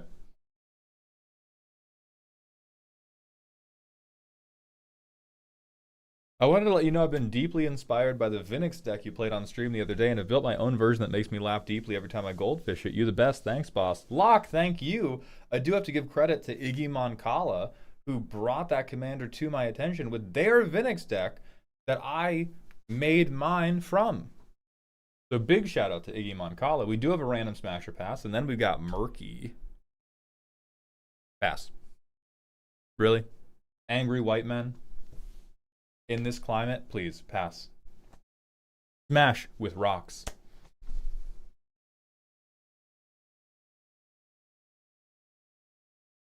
Banding? Oh shit, banding. True. True, banding. Banding's so good. Don't hate on banding. Best mechanic in the game.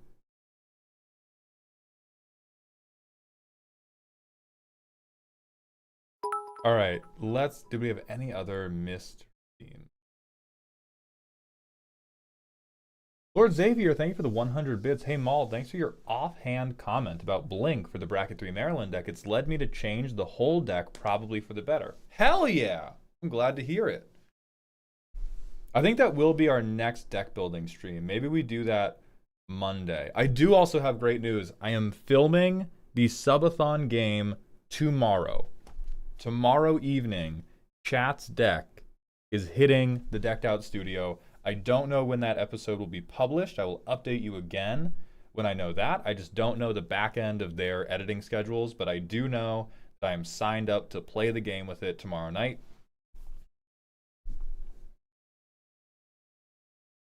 Okay, so that was Obs's Smasher Pass. I missed one from BM Shooter 40 minutes ago because I'm a fucking fool. Smash! Holy fuck! I'm about to print this as a reference art for Z. Holy shit. Rebound? Absolutely not. Wifey. Please. Hey, I'm not good at math. When are next month's commission slots opening? Shady! You've outed yourself a little bit. The commission slots are weekly now. They open every week at noon PST. So they opened at the beginning of today's stream. They sold out relatively quickly. Let me get you a time quote on that.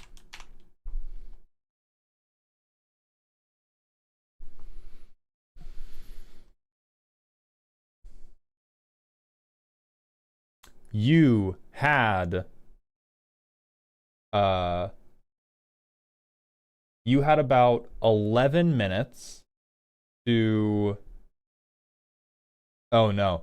You had 7 minutes to buy a deck review. You had 12 minutes to buy a deck roast for Sunday, and you had 18 minutes to buy a deck roast for Wednesday. That is the current speed they're selling out at. I will probably up the supply of commissions next week since that's selling out so quickly. It Iconic, it's for everybody. It's a commission on Ko-Fi, so you just pay me directly for the one thing. You don't need a membership anywhere. Eric Baum, thank you for the 100-bit cheer. I've seen you mention Tella the Great Sage in 5 different videos since my roast. Does him being 5 and Vivi being 3 live rent-free in your head as well? It really does. It really does. I mean, could Up the Price 2 get that bag? It is unlikely. If there is a price increase that happens, it would be another price increase to the roast, to up the like performance level of that.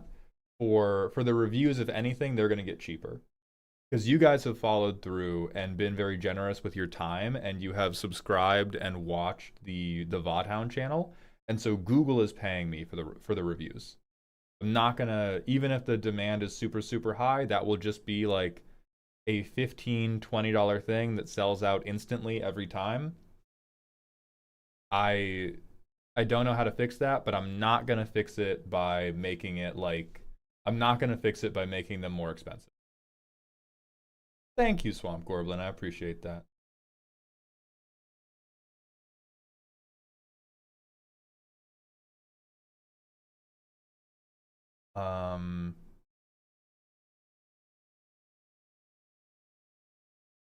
Yeah, that's how it would work. Today's post has 0 views on TikTok, and I chalk that up to TikTok being dog ass. I mean, it just got bought by Oracle, so I'm genuinely considering never posting to TikTok again. Random question: have you played any Riftbound? Yes, game's fucking awesome. The moment they figure out the supply chain problems, it's gonna be one of the sickest games out there. And it's really just the next 6 months are a very crucial period where do they figure out the supply chain issues in time to hold all the hype?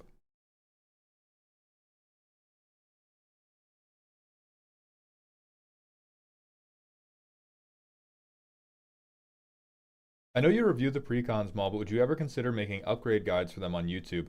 Supermassive, I would, as the result of, because of one specific video.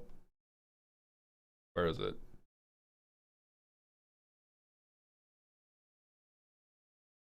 This one. This shit did 17, that big $15. Big. This video did 18,000 views, and it is a 2.5-hour unedited live stream of us collectively reworking the Ashling precon. That is so much more demand for that type of thing than I ever would have anticipated. So more of those will definitely happen. If I had, I'm not certain that I'm gonna do one for like every single precon commander ever, but I think when I feel very strongly that they have wronged the commander in some way, which is how I felt with the Ashling precon, I'll definitely do it. But this was like for most of its lifetime, it wasn't getting any money.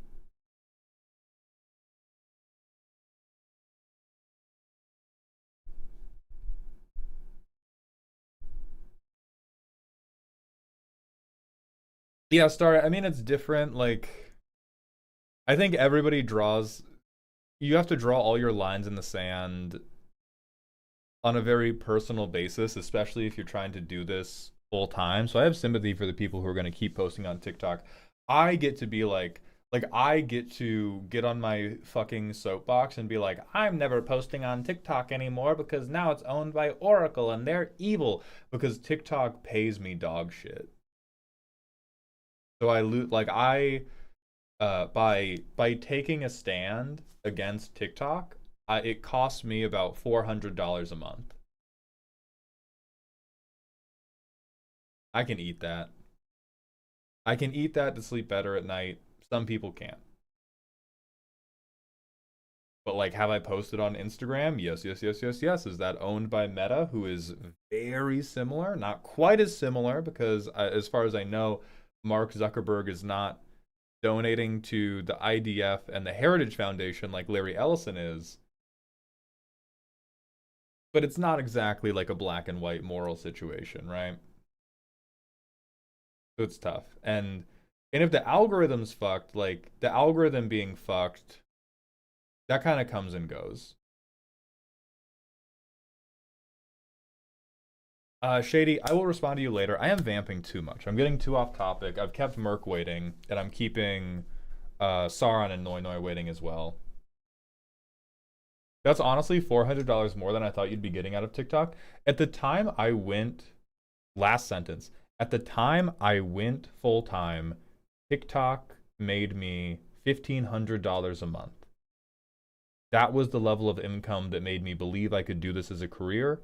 And within a couple months of that, that income had been cut down to about $300 to $500 a month.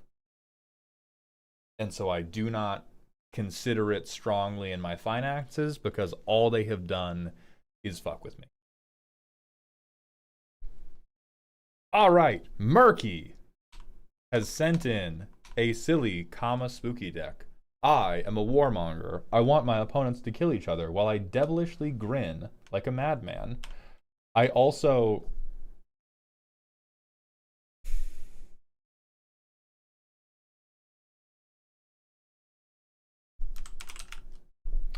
Murky, in the section, would you like suggestions for improvement, marked every option. So Murky would like, I would like every improvement you can think of. I would like thematic or flashy cards that would be fun, but I don't want suggestions on card draw. I also do not want any suggestions at all. I merely want reactions to what I did pick. Immediately. Immediately. Let's see. The theater. That's too many fucking words. We've got Bailiff Barrel. Show me.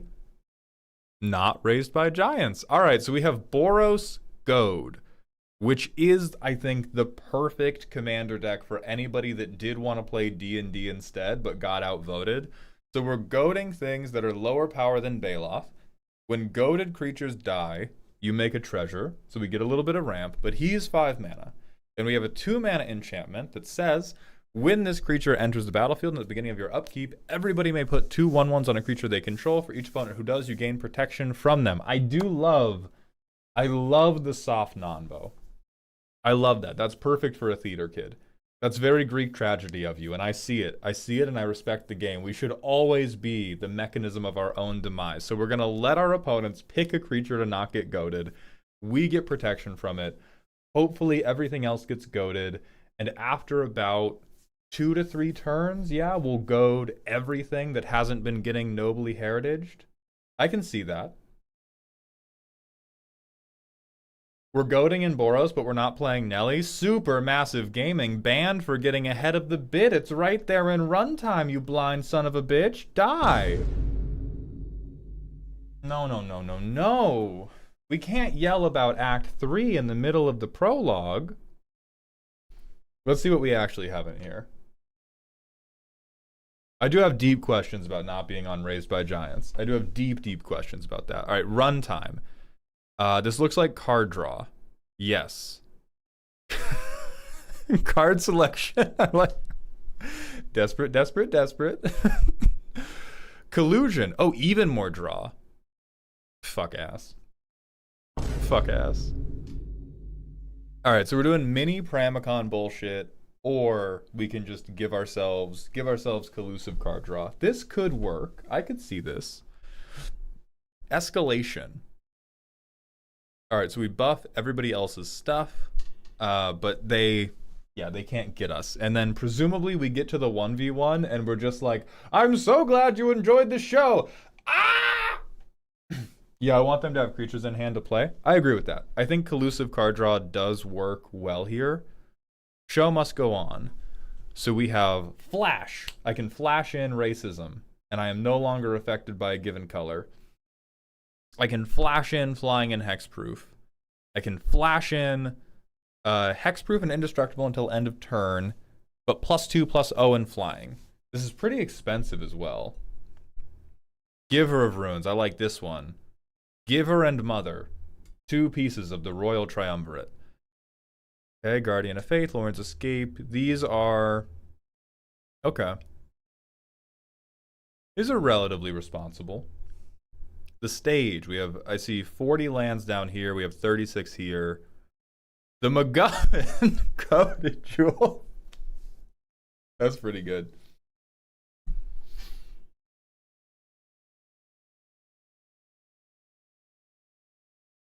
Am I missing a third? Yes, you're missing the sacrificial dog. Mother, giver, and childhood pet. Those are the three. That's the holy trinity of a white deck trying to not get murdered. No, too late. No dog shall be murdered at the theater. Oh, actually truing. The mother, the giver, and the holy robo ant. This one is actually the ticket if you want to not if you don't want to have to kill a dog, yeah. Skrelv is the actual third of this triumvirate.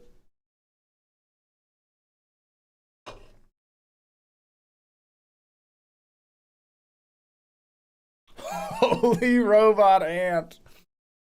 Yeah, because it's manaless, you can do it over and over, and you play it as the setup to your commander. Alright, plot twists. Hot Pursuit. You could have just tagged this the only possible way I will ever win a 1v1. Beginning of combat. Yeah. So you steal all the goaded and suspected stuff. I love Insurrection. Fan favorites. Crescendo of War. Ooh, yes.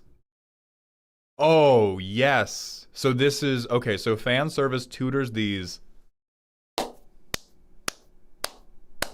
That's delicious.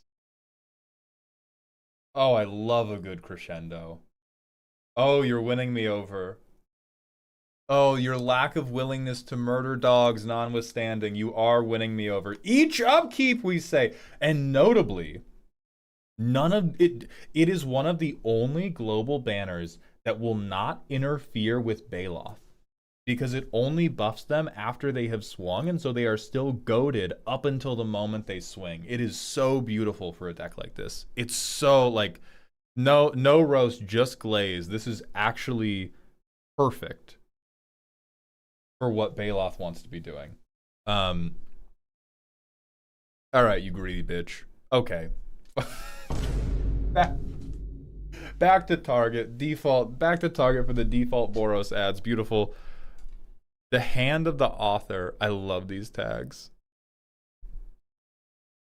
Okay, so we have removal, and then we have goad that doesn't come from our commander. I hate that you keep playing Planeswalkers.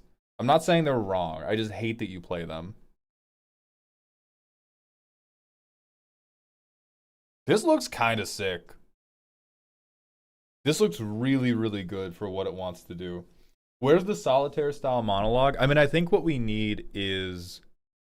These tags give me faith. Murky, I just need a yes or no in chat. Can you do voices? That's the missing link of this deck. How good are you at voices? Yes!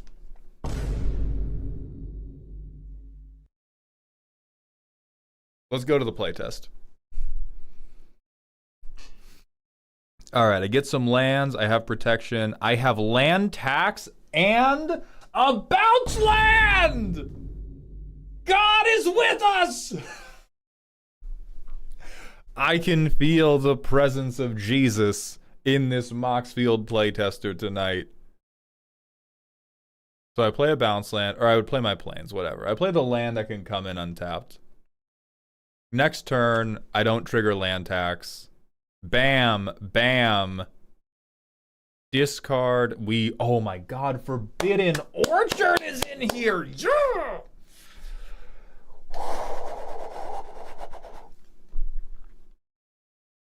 So we keep that. We can discard a planes because we're going to get a bunch more basics.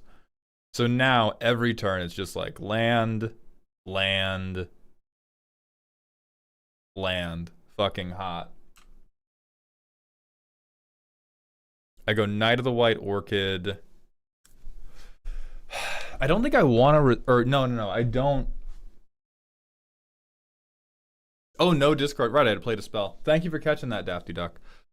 I don't think we want a Knight of the White Orchid because I think we want to keep having fewer land. Like, we don't want to catch up. I would rather just eliminate all of our dead draws forever. All right, so if somebody has played a crazy Voltron commander, we do that. If they haven't played a crazy Voltron commander, we get this out of the way now.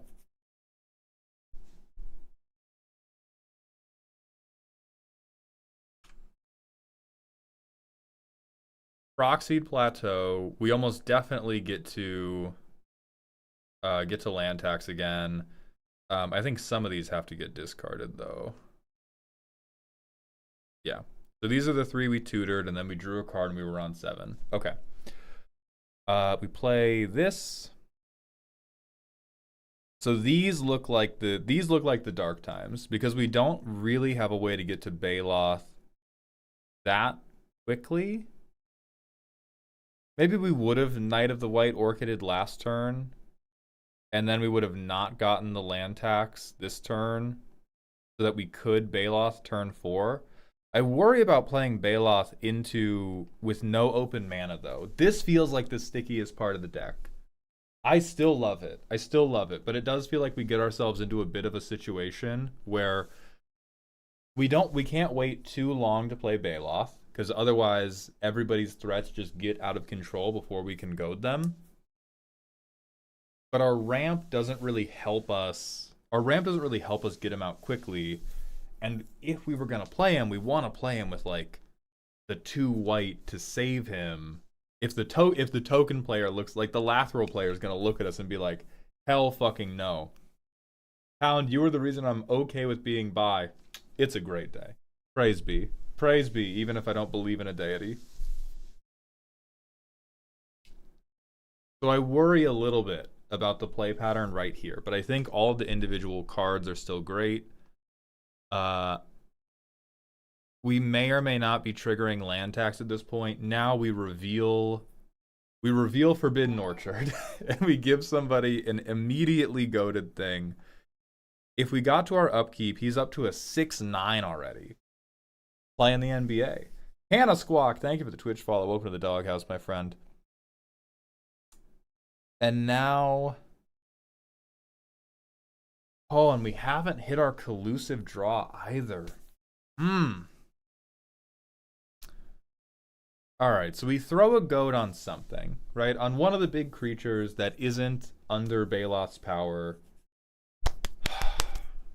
Then we wait. Oh, God!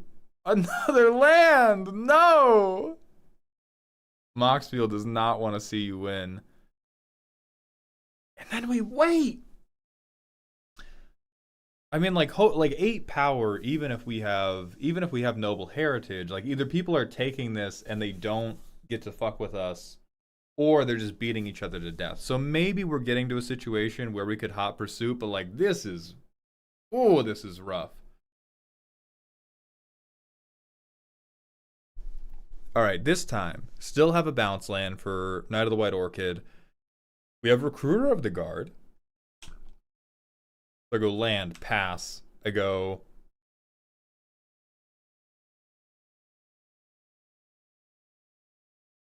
If I went last, I hope to God that I'm going last in the turn order. I Knight of the White Orchid.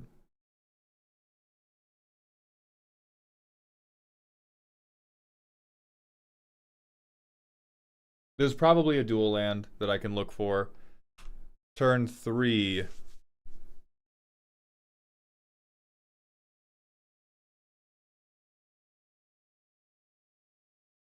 Recruiter of the Guard, bounce land, tutor. I think Moonblessed Cleric is the get here. Yeah, Moonblessed Cleric, so that on another turn I can set up Crescendo or Descent. So I'm on 4 mana now. I get Moonblessed. Show me Crescendo of War.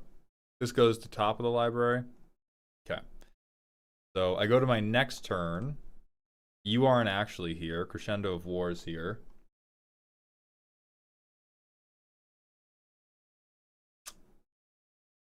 And I would get Baloth down. So I have Baloth down on curve with the magical 1 mana open. to defend against somebody trying to fuck with me. He goes up to a 3/6. Next turn. Crescendo. Giver. Fuck it. Crescendo, Giver, Noble Heritage. Tap the hell out. This guy goes up to 5. Everything's goated. Everything's crashing down around us. It's all great as long as Baloth stays on field. But we have run out of protection. But should we untap? Oh my god, the other fan service is here too. Should we untap? 5, 6. We get to Coveted Jewel. And now we have 4 mana. So now we can like Wandering Emperor on someone else's turn. I like that.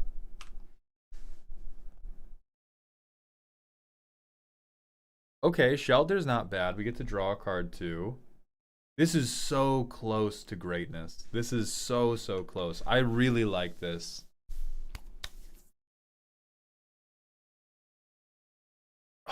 Okay.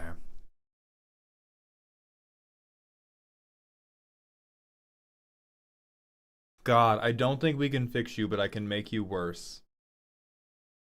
I don't think it's about Frontier Warmonger or Fiendish Duo. I think what it is about is 1 or 2 of these like responsible white catch-up ramp cards becoming a deeply irresponsible Honda Civic engine. I'm gonna sound like a fucking idiot, and I understand that, and I'm willing to take the heat for the price of making Murky's deck even better. We have a lot of turns prior to Baloth coming down that don't matter. Based on the 2 playtests I did. Maybe it plays differently in your head. But prior to Baloth coming down, we have a lot of turns that all we're really doing is ramping. We're not setting up anything crazy for when Baloth comes down. We're just getting like lands into our hand or lands into place that we can guaranteed play Baloth. And then the most pivotal moment is if we play Baloth into no open mana, we can get fucked out of the game. So we almost never want to do it, which means we're currently planning to play Baloth behind curve. Choke me out Darth Vader style. I feel like Baloth gets me mana from treasures. Card draw is the weaker link. I think that depends a lot on the table. Baloth gets you mana from treasures, but that is predicated upon you've gotten Baloth down early enough and nobody has fucked with him. So if you are willing to swear to me on your mama right now that the tables you play with never shoot Baloth on sight, I will 100% switch gears. If they are willing to let you get the 5 mana commander out and not mess up your shit, then yes, treasures are in play. We have more than enough mana. We can just fix the card draw. All of your core gimmick stuff, perfect. Perfect. Genuinely, I fucking love it. So I'm not ignoring that because there's something better to do. I think it's about as good as we're gonna get for the love of the theater. When the love of the theater is trying to make the jocks beat each other to death. But if we want card draw, then we need the Colluder 5000. We need this guy. Here, ooh. Little garnish. You draw cards with him. Your opponents either have to draw cards and pass him, or he's goaded and he gets killed. So Humble Defector, great. I don't know about Seize the Spotlight.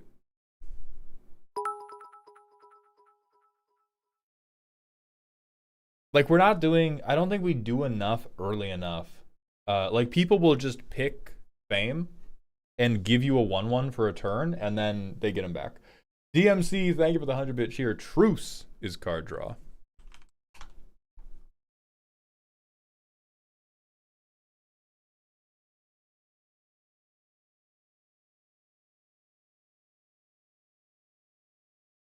Truce is alright. I like Truce. Murky, would your table act normal around the Zootopia rabbits? Could you tempt them into adopting a family of Zootopia rabbits? Right, I'm thinking about tempt with bunnies right now. Oh, here he goes. Oh, here he goes again, talking about Judy Hopps. They might, I wouldn't. Okay. It might be worth a try. Oh, hell yeah, Dale. Congratulations.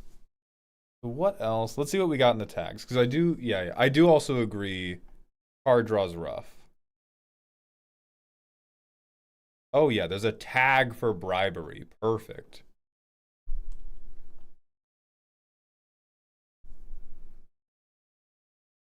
We have tenuous truce already. I don't think we need tempt with mayhem.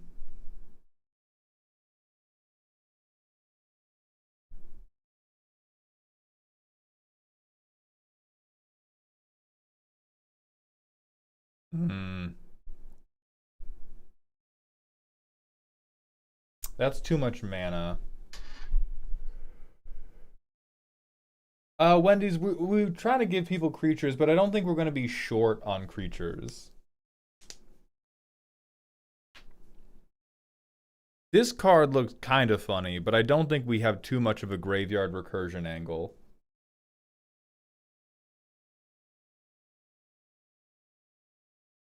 Go hand positive Commander Boros.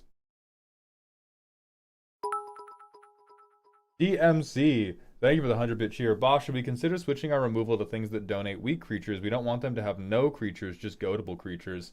I think that's too deep in the sauce. I believe in this game plan. If this game plan gets to do what it wants to do, we don't need them to have 1/1s. We will either, like, they are either getting goated or they are getting beaten to death. All right, I know this is gonna hurt you. You have to consider Hedron Archive.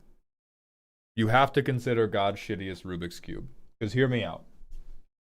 Before you have cast your commander, this is, I get to cast my commander with open mana to protect him. Every turn after that, it is, I get to draw cards because I no longer need the ramp because I have treasures. Please God, I'm gonna get a fucking hernia. I'm gonna get a fucking hernia if I don't see any shitty expensive mana rocks in here.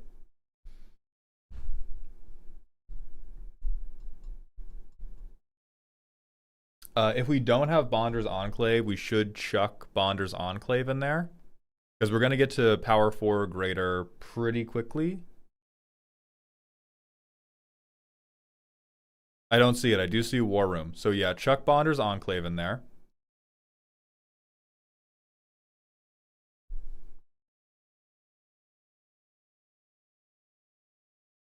I think we have Cut a Deal. I think we have Rendezvous.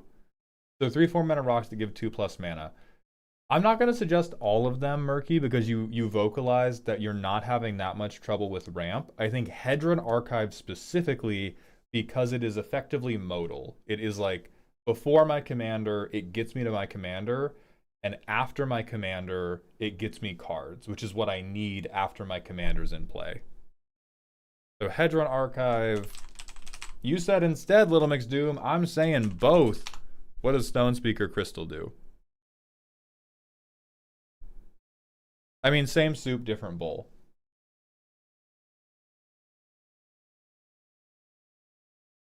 Same soup, different bowl. We use it as mana to cast Baloth with protection, and then we turn it into a card after the fact.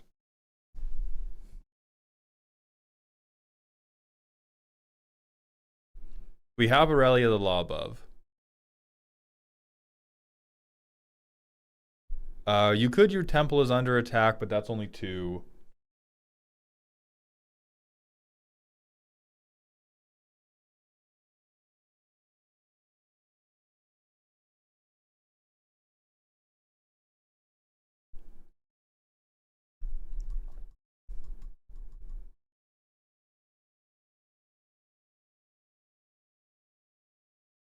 Holy shit, am I about to recommend Boros Locket?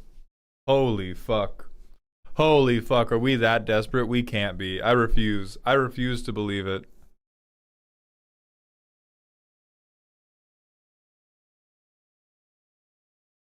I don't think we can do Burgone. Please do not recommend the Locket. All right, what does Bounty Board do?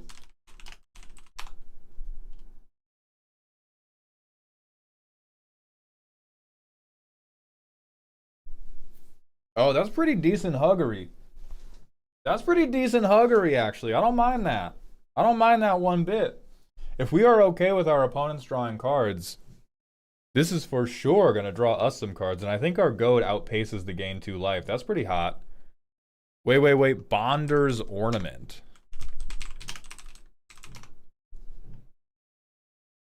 This one does seem too expensive. 4 mana per card does seem like a little bit too much. We were not holding up 4 fucking mana.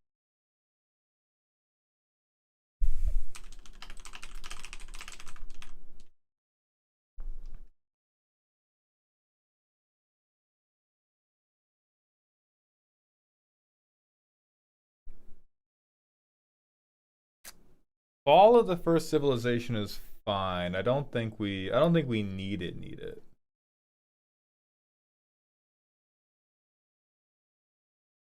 Ooh, I like Glimpse the Impossible.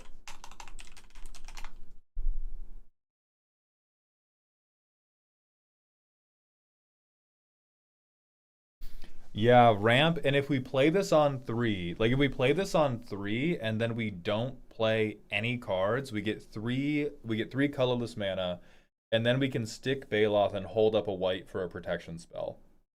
If we hit a land drop, we can hold up 1 and a white for one of our more expensive protection spells too. I like that a lot. The only risk is that we put one of our favorite pieces of the deck into the graveyard too early, but it does let us get going really, really soon. Okay, so Murky, that is, I think, going to be the breadth of my suggestions for here's better card draw to keep this going good. The only other thing I would suggest to this beautiful tapestry of Ragebait is consider initiative for no fucking reason. Just to make them really scream. Just to make them fucking lose their minds. Yeah, Elf Shaman, not on the card types for Seasoned Dungeoneer. You don't even care. You don't even fucking care. Massive, I don't think we go wide. It seems like we go tall with Baloth.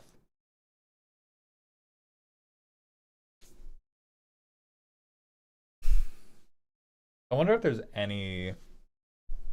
Let me see if there's anything with initiative that is genuinely good enough. Okay, take the initiative. There's only 23 cards, so I won't even color sort.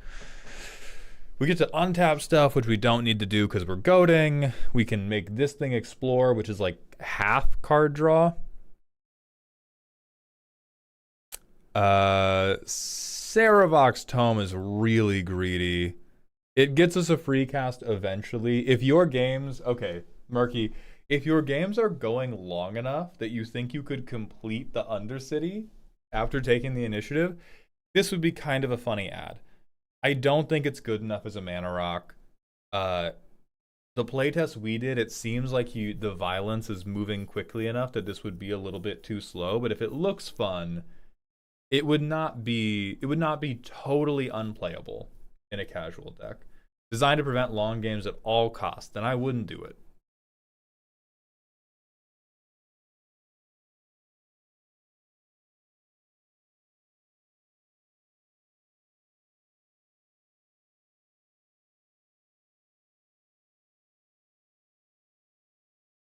Ooh. Okay, Initiative Giver that gives Menace and Haste. Either to our cards or to our opponent's creatures that have just been played.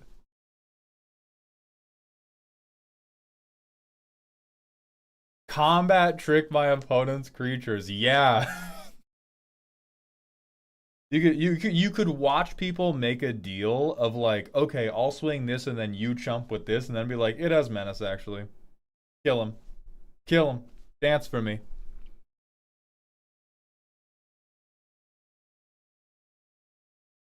That's too much money. That guy just gives you the initiative. Okay, for these, I don't think any of these are like much crazier than the stuff you already have in the deck. Some of them just look fun. The stuff that I think is heat is the card draw we recommended, and particularly the mana rocks that like get you above Baloth mana and then turn into a card after the fact. I think those will do a lot of work for you. I think Humble Defector will do a lot of work for you. I think Tempt with Bunnies maybe, and I think Stirring Barb would be hilarious. Any Monarch Rex? Yeah, let's see. Lulu, thank you for the 5 real super chat. Targeted Smasher Pass for the card draw piece the deck could really use. Professional Facebreaker. Smash. Oh, and you know what? Actual? Yeah, this is crazy good. I keep forgetting, because I can't predict your treasure generation really well, but any treasure is an impulse draw. That's a little bit evil. That's a little bit crazy. That's a crazy straw for this fine little Long Island iced tea you're brewing here. Knew it! Lulu knew we couldn't fucking read. Lulu knew we couldn't fucking read. Yeah, like Professional Facebreaker is more likely to get in because you're goading everything. So she'll make treasures to ramp you to Baloth. You can then use the treasures to draw off of Baloth. That's pretty good. All right, let's finish Monarch Rex.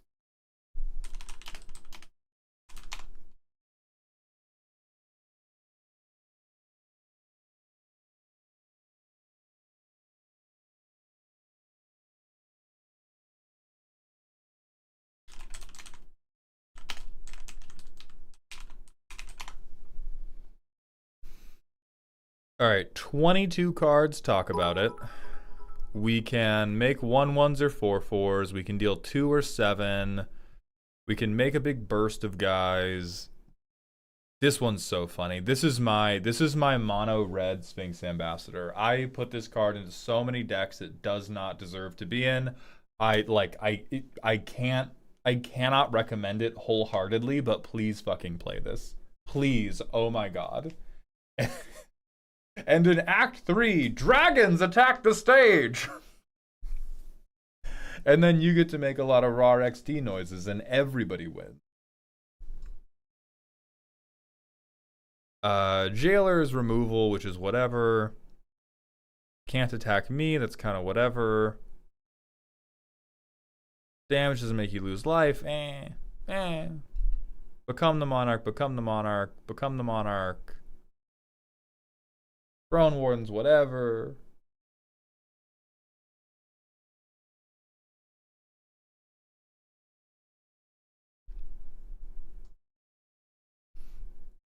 I think the only one worth considering would be Court of Grace to make big fuck off creatures.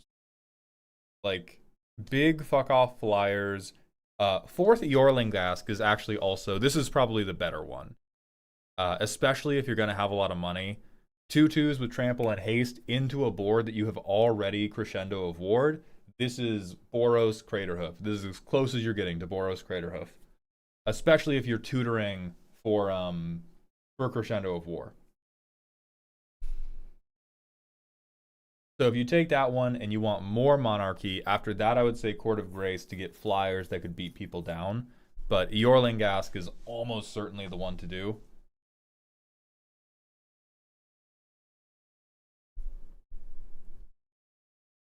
Blue Jay, we've considered it, and then we've played cards that work. But we have thought about it.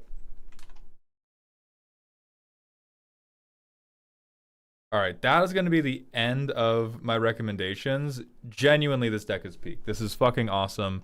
I think there is fiddling that can be done to individual tastes.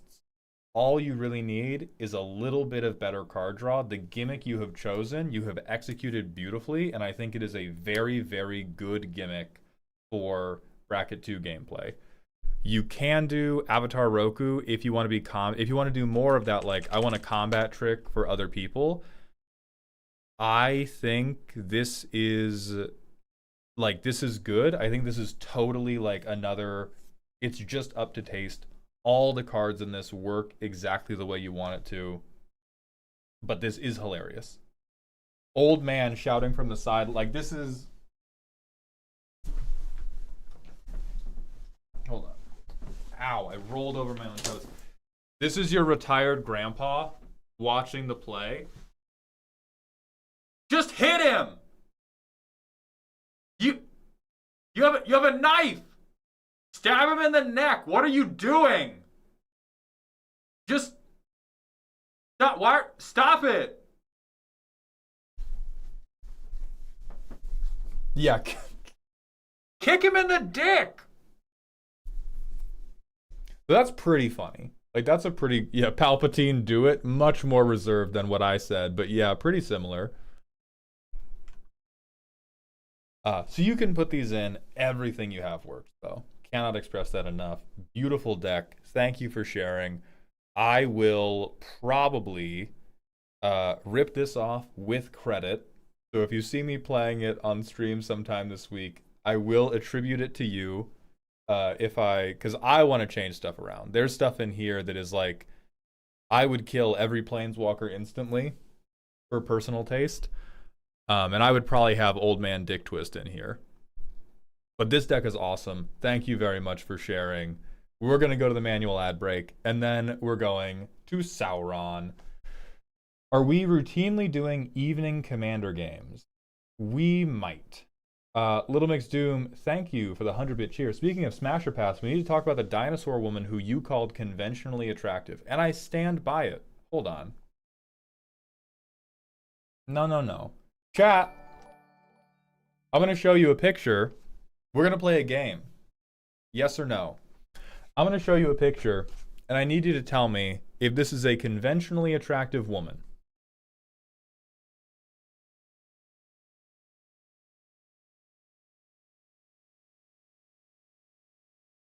Let your answers rain down like manna from heaven, chat. I am being pressed. I am being pressed by somebody.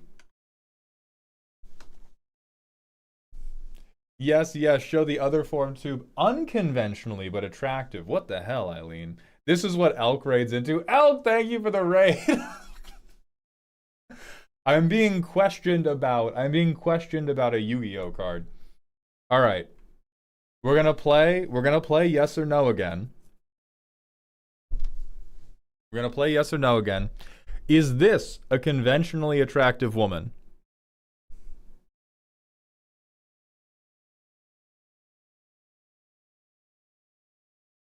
Five, 4, 3, 2, 1.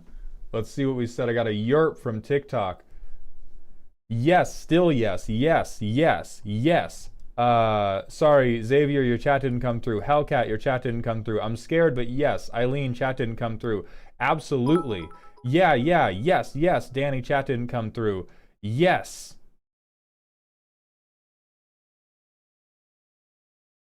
Yes, from Cosmic Ashes. Till my pelvis is broken. Thank you for the 100-bit cheers, Starry-Eyed Nightwing.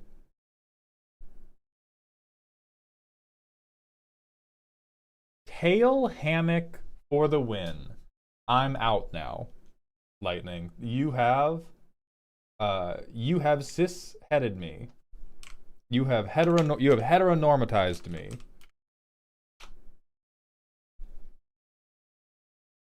Sometimes a baddie has bunions, and we can't judge that. All right, we are not fit to judge that.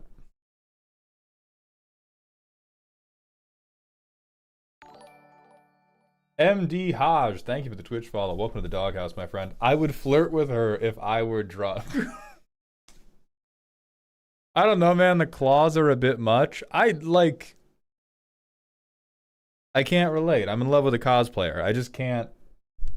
I'm just not even tweaking. So what? Her hands are a little rough. She can just grip really well. She can just grip super well.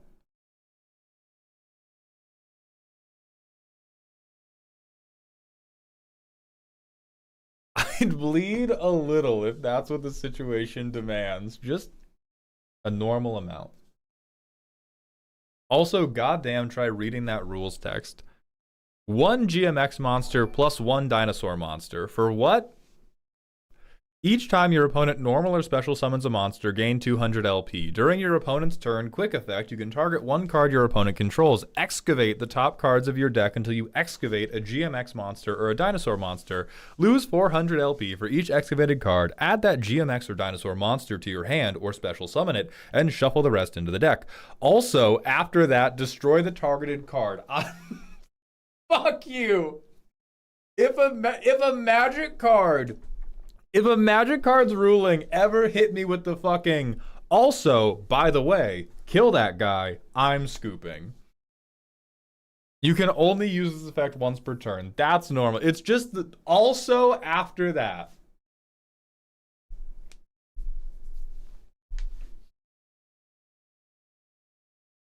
Hilarious.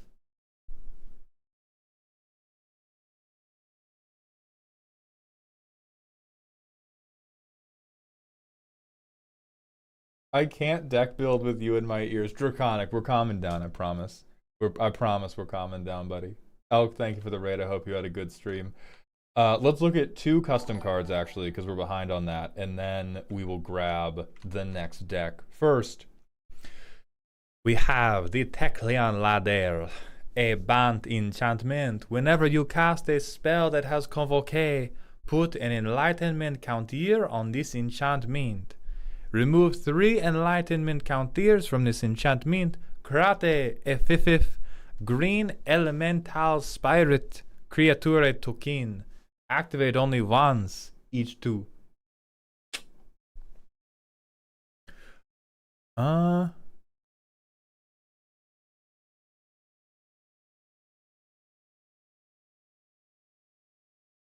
I think that's solid. 3 might be a little steep, but like, yeah, if I have to, it might be a little on the weak side for limited, because I play this on 3. And then turn 4 I go to 1 counter, turn 5 I go to 2 counters, turn 6 I go to 3. So turn 6 I get a 5/5. Unless I proliferate. Maybe that's okay for an uncommon.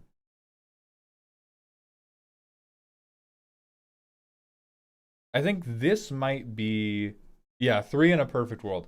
This might be the one spell you could take the once each turn. Oh, I can't fucking read.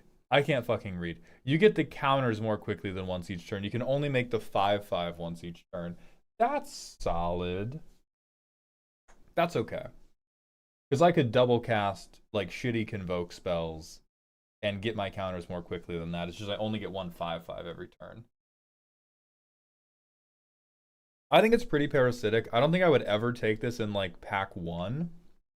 But I'm okay with that being in the limited environment, and that's just a card that I'm only taking in like pack 2 or maybe pack 3 if the archetype has already come together for me.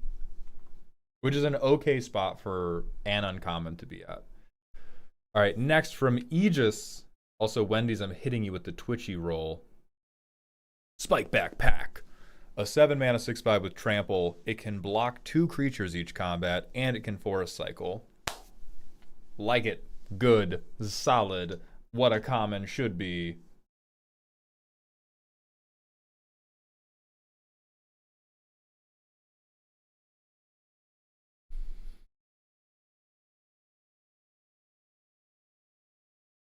Yeah, very good, Aegis. All right, let's go to the next deck. This is Sauron's deck. It is scary. Draw go control. While people bully the first win attempt from someone else into turns into unleashing the sun. Okay, because this is our first scary deck of the day, I want everyone to be clear. Prepare to see game changers. Prepare to see combos. If we're in blue, prepare to see Rhystic Studies. Scary is like bracket 4, CEDH, really high bracket 3. So we're not crashing out. We are not crashing out if they play good cards. Little Mix Doom, thank you for the 145-bit cheer. Does the Yu-Gi-Oh! Monster count for the exhibition rule? I'm slamming normal style. Oh, fuck. I closed all my tabs. Hold on.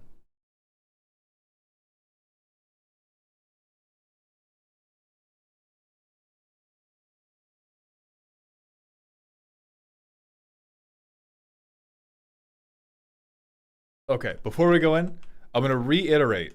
This is a scary deck. It is okay for it to have combos. It is okay for it to have game changers. It is okay for it to even go infinite.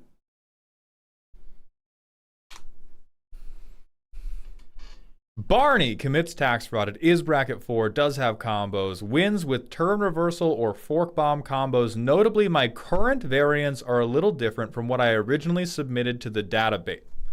The database? I take it back. I take it back. Fuck you. Scary. You. If you sit down at a Commander game and you tell me, yeah, this deck's a little bit different than the database, I'm putting you in the fucking morgue. What? Because what database? There is a database of like combos that you can look up on Commander Spellbook. Like for every commander, there's a list of, here are all of these infinites that you can do for the commander. And this motherfucker said, I submitted these to the database, but I lied.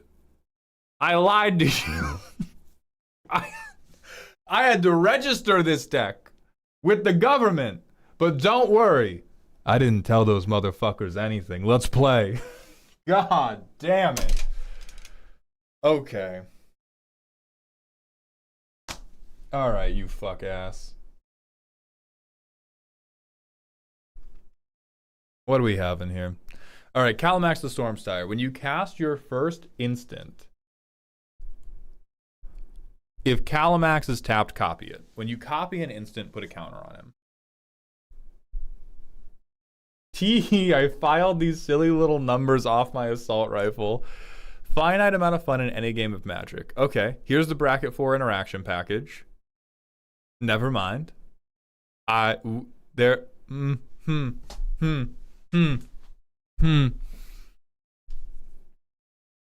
Bracket 4, but one guy in my pod plays a fucking rat deck. Oh, I get to see their hand. Never mind. That's very clever. You are an evil genius. Delay is probably good here. Delay goes from being a terrible, no good, shitty spell in bracket 2 to actually being a house in bracket 4, because most of the time you just have to offset the win attempt by like 1 or 2 turns. And I want to have all of it. Okay, we have some extra turns. Only this one's instant. Doesn't hit creatures, boss? What do you mean? Oh, that's fine. If we're in bracket 4, we don't need to hit creatures. Or we don't need everything to hit creatures. I think one or two spells only hitting instants or sorceries. Like bracket 4, somebody is casting an instant or sorcery, and realistically, that's who we have to counterspell, because we have to see how much counter magic they have before we go for our win attempt. 4 copies of Gifts Ungiven. Gifts pile. You are a fucking child. You are a goddamn... These combos are different than what I submitted to the database because I've sent in dog shit. I have edited this well-tuned Calamax combo deck into one of those carnival punch machines.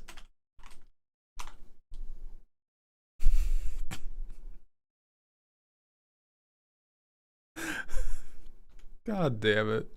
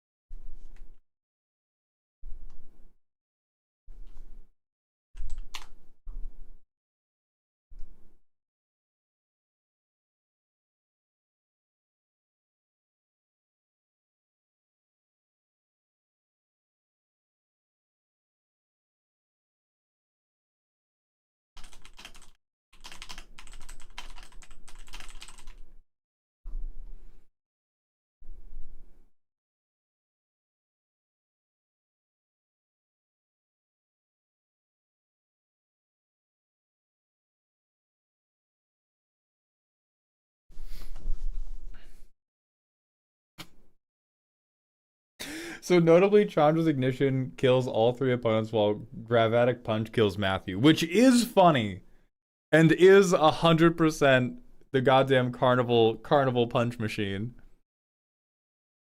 So we get to yeah. Between like Vengeance and Twincast, we copy with Forks. The punch kills all three. Oh, so do we get infinite power and infinite targets as well? Oh, you get 3 copies exactly. Okay.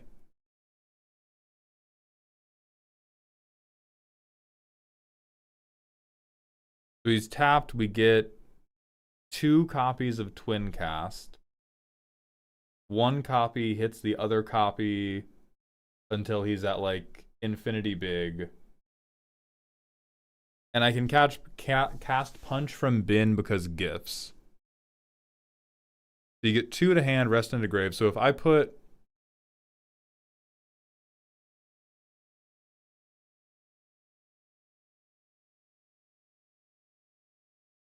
If I bend both of your forks... Ah, this getting copied twice from grave. Okay, so I can't let you bin Vengeance, because if I let you bin Vengeance... God, this is breaking my brain. This is fucking hilarious.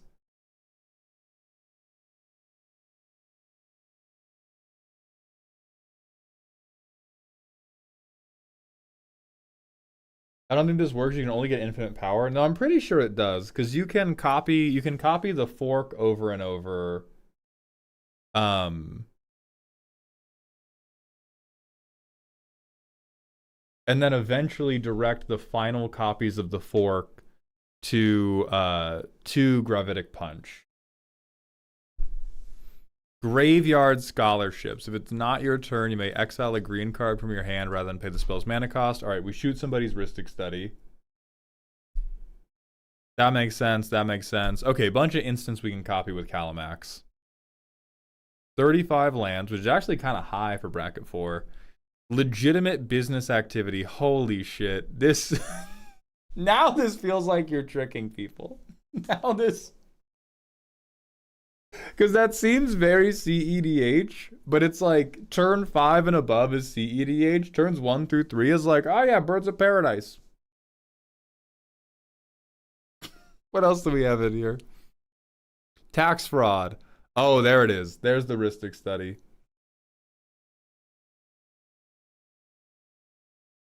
All right, so we have instants. So these get good when we have our commander, because we're getting 2 of them. We have Remora, which is normal. What in the fuck?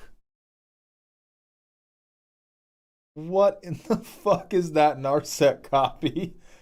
What?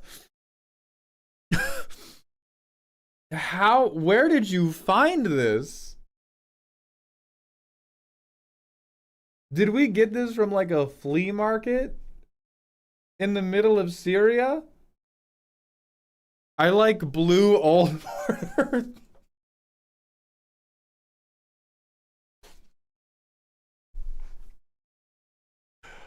Oh my god.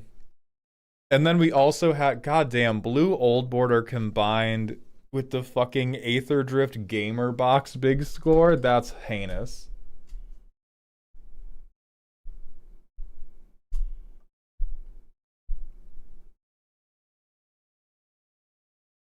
Since commander always copies first spell,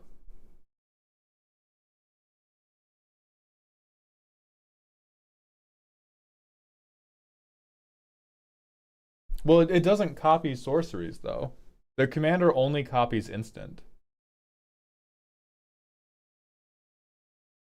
Yeah, it doesn't copy the first spell. Yeah. So you just tap Calamix any old way, and then then you cast sorcery, nothing happens. Then you cast 4, things go crazy. I do love Graveyard Scholarships as a tag though. That's hot.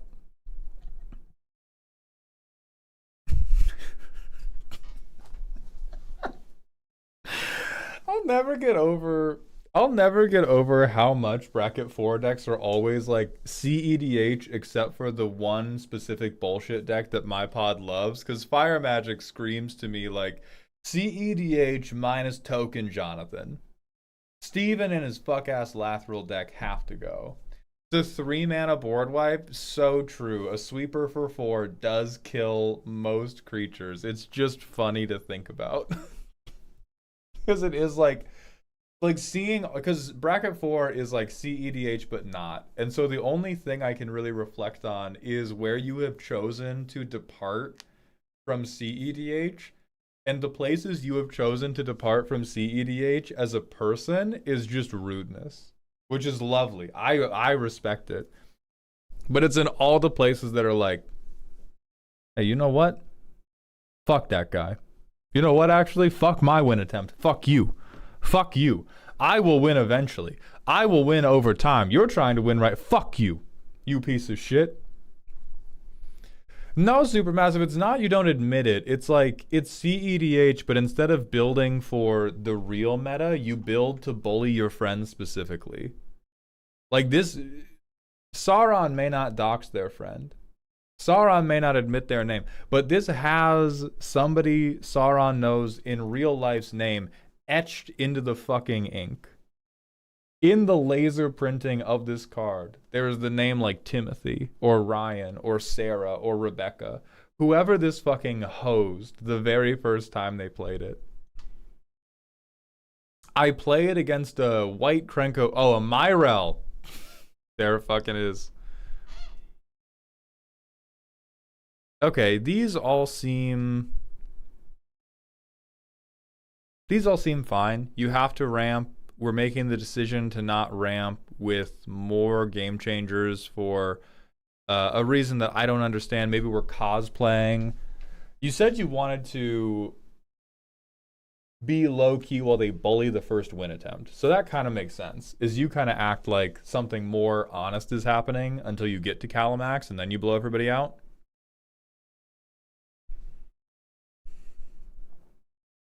That's cute. We have Swan Song. Somebody will have a fucking island. I think we can keep this. We have a tutor. We have Carpet of Flowers. We have a counter spell. And we have removal. So we Carpet of Flowers. Our next turn, somebody will have an island. We Surveil 1. I don't think we need any more lands at this point. Yeah, we Talisman of Creativity with the floating mana. We can hold up Swan Song if somebody tries to win.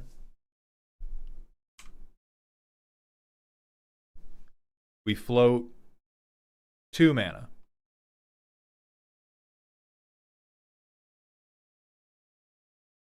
Pay for that.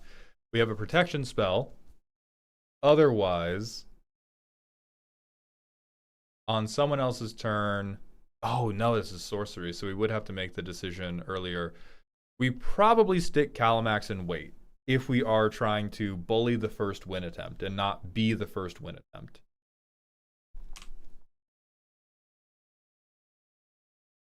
Maybe we're still floating 2 open mana. We use the 2 mana to Merchant Scroll.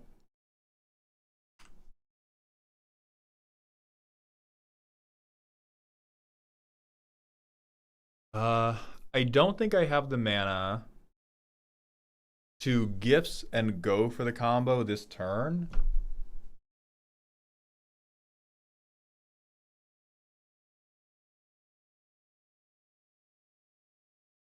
Danos, I restocked them earlier today and they sold out in about 10 minutes. And so we're going to put more live next week.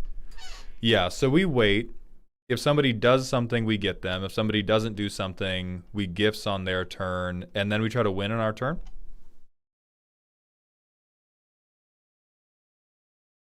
This is definitely a load-bearing Swan Song protecting us, for sure. Yeah, Windfall draws 4 cards and makes 4 treasures. Like, Windfall would be good if Gifts Ungiven weren't here, but I feel like if Gifts Ungiven or a path to Gifts Ungiven isn't there, we're probably just angling to Gifts Ungiven and then try to win.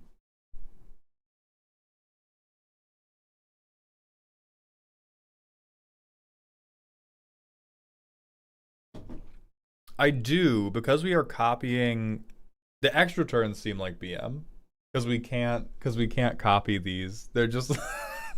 I just like them. Where's Marge Simpson?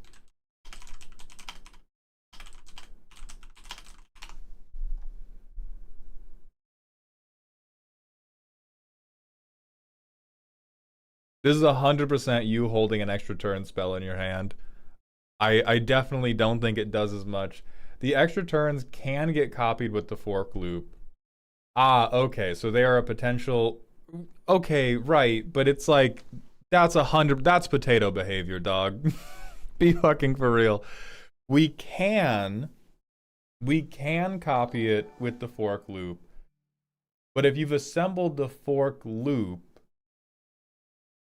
theoretically you should have assembled the fork loop that kills people instead of the fork loop that gives you turns to go find the other thing that kills people. Like, keep in mind, I'm not saying you have to cut it. These are the cards that make a deck bracket 4 instead of bracket 5. I'm just thinking about you as a person now.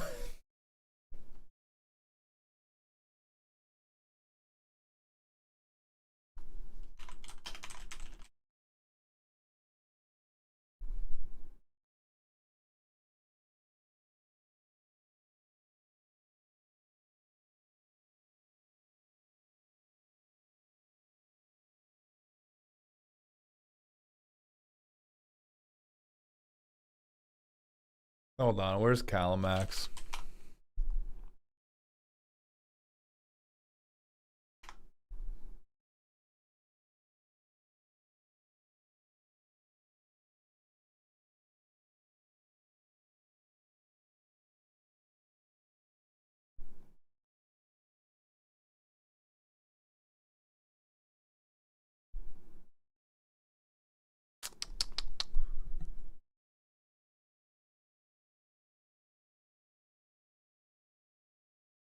Damn, I can't do all the stuff I can do in Canva. Alright, give me Capture of Jingzhou.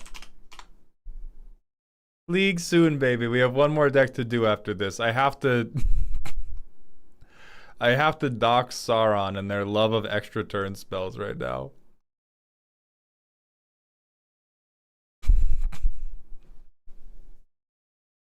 There's also the Narset's reversal combo with turns. Your coping falls on deaf ears. I do think it's good. I just, if we're using it to... I think using it to dig is not a particularly strong defense for something in that is bracket 4 in Temur. Like, I think your ability to dig for cards, if we have Capture of Jingzhou, but we don't have Gamble, right? In terms of just how do I get the cards I need. And I do think the extra turns work a little bit better than Gamble in the sense of I'm trying to Little Bean. And so I don't want to go turn 1, gamble, maybe discard my win con, and then shit myself. But in terms of finding the stuff we need, Capture of Jingzhou is spiritually about making your opponents watch you do this in their face. Which, respect. Entario, thank you for the 60 streams in a row. Welcome back to the dog park. Finite amount of fun. Yeah, finite amount of fun and all that. But this is the spirit of your deck. Is Calamax going to town on a fucking bonk device and then you staring lovingly at an extra turn spell that probably shouldn't be there?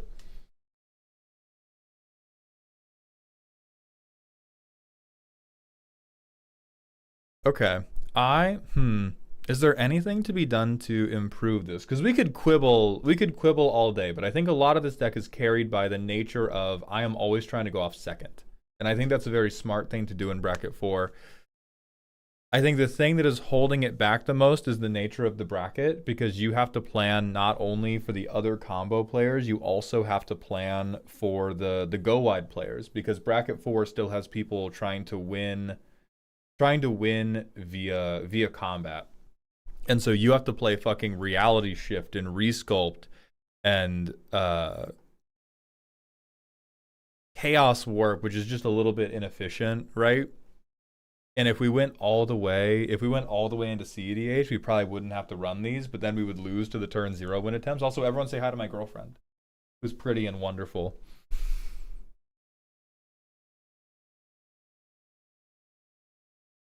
God, I fucking hate seeing Bugenhagen here. I hate seeing Bugenhagen in a high power deck. I know he's right for it probably, but he makes me so fucking mad. Flowers is great. Talismans are great. These tap things are good. Is there any other stuff we would want to do? Any other stuff we would give a shit about? Oh, I love Impulse here.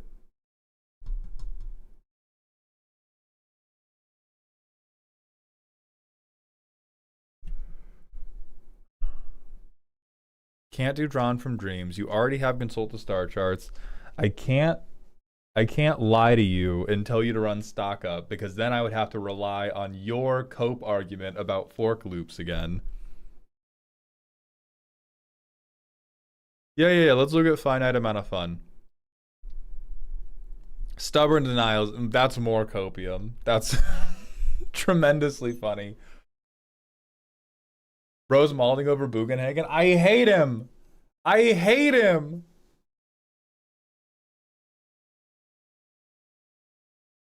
Yeah, the Commander's Power 4. And this may be me deeply misrepresenting your game plan. I think that puts Stubborn Denial into, I can only use this as win protection rather than using it to stop somebody else's win attempt. That's the only thing that's sticking out in my mind. But maybe the combos you are playing against are tight enough that quenching them for one, mana-tithing them, does work. And like protecting a win attempt is good, but you know, like in a pinch, Force of Negation can. Oh well, Force of Negation can't because that's only not on your turn. Force of Will, right? Is I usually need to draw a counterspell for a turn or two with Calamax out before going for the win. But I think it's fine.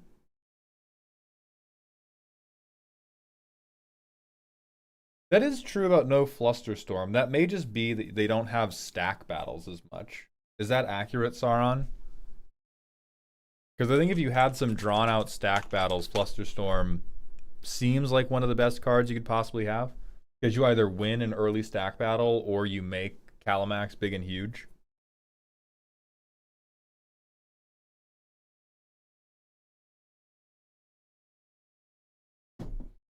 It's probably right to have it in. That's all you needed to say. That's all you needed to say. It's probably right to have it in. However, not an extra turn spell. I believe in you.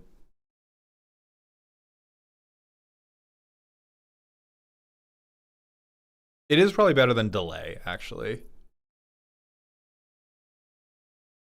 Like Test of Talents, I can see the value of No, Time Kit. You're actually wrong as hell there. Because the thing is, at a bracket 4 table, this is going to be the makeup. This is going to be the makeup. In one seat, we have Calamax. In another seat, we have a Voltron player. The Voltron, Volt. They are high as fuck. At any bracket 4 table, we're going to have a lightning army of one player who is blasted into the fucking universe. In another seat, we're going to have a mono blue player. They have all run screaming from CEDH now that they can't keep up anymore.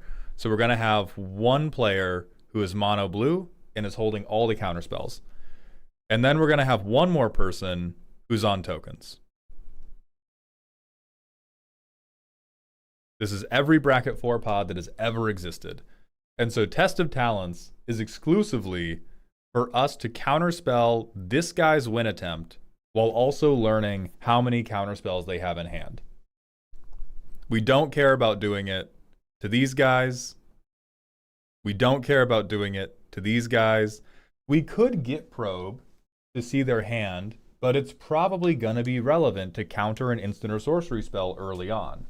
Like, it's worth it to have this. I think it is a very good meta call for the environment that this Calamax deck is likely finding itself in.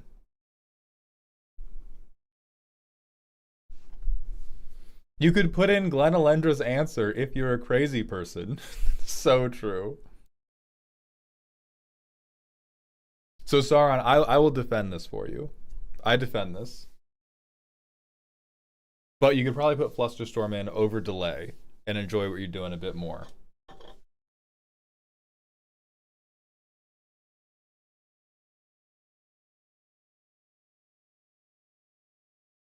I am surprised that no Breach and Brain Freeze.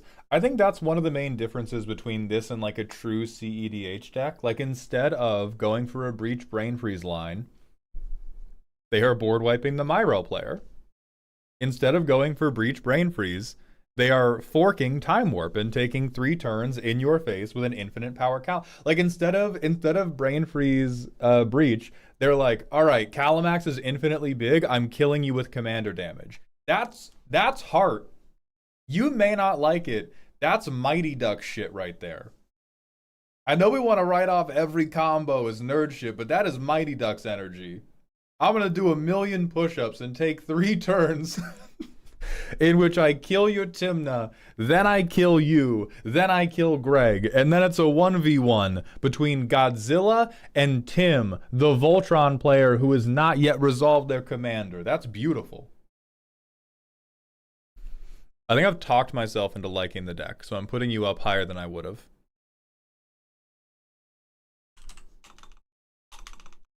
I've gaslit myself into enjoying the extra turn spells you have in here. So Sauron, good job. I like this. I think this is what an archetypal what a bracket 4 deck should be. It's very good, and you have made some very deliberate decisions to make it not as good as it could be in favor of the things you like more. I respect that. I hate you personally. You ever show me this deck in person, I'm showing you my collection of lighters. But thank you for submitting. I hope you enjoyed. We're going to go to the manual ad break, and then it's time for Noi. And potentially Noi.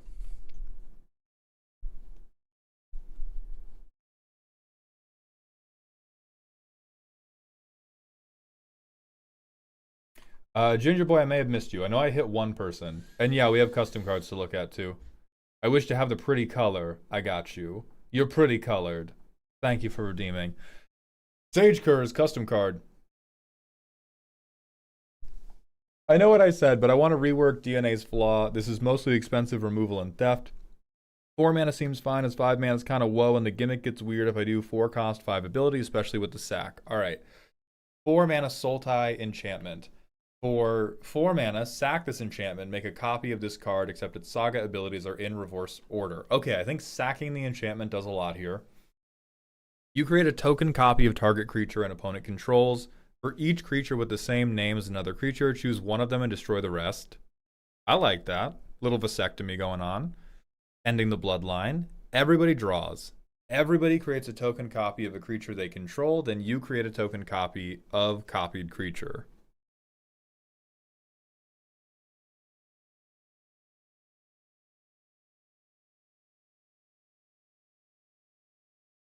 Okay. I can maybe see this. There is a ruling that I need clarified.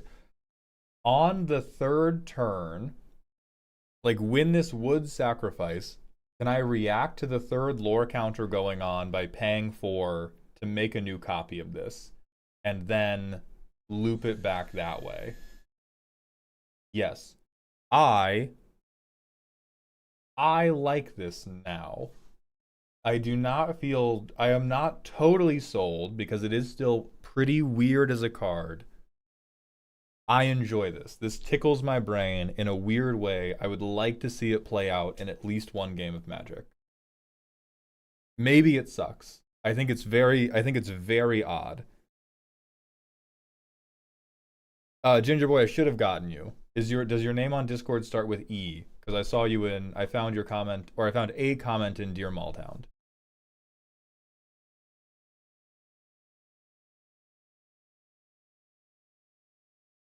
Yes, then I've gotten you. Thank you. Yeah, I think that's cool. And freaky. Okay, next. Axis 14, Automatic Aggravator. A 3-mana Rakdos 2/3. Menace, attacking creatures get +1/+0. Whenever a creature you control becomes blocked, put a ticked counter on Axis. Rakdos, remove 3 ticked counters, draw a card. Axis deals 2 damage for any target. Ooh, and a rare. In the big 2/5, I think this is like remove a ticked counter or 2 ticked counters.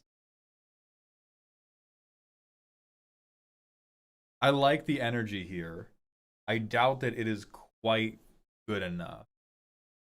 3 mana menace 3/3 when attacking. That matters for draft. I don't think it matters for commander. So if this is Little Mixed Doom, if this is from your from what you want to be a draft set, it's crazy good. If it is for commander, I think it's just a little bit on the weekend. But that means it's very safe to shop to people if you want people to let you play it. Greetings, decently default. How you doing? Starry-eyed, yes. We just have to do another admin stream.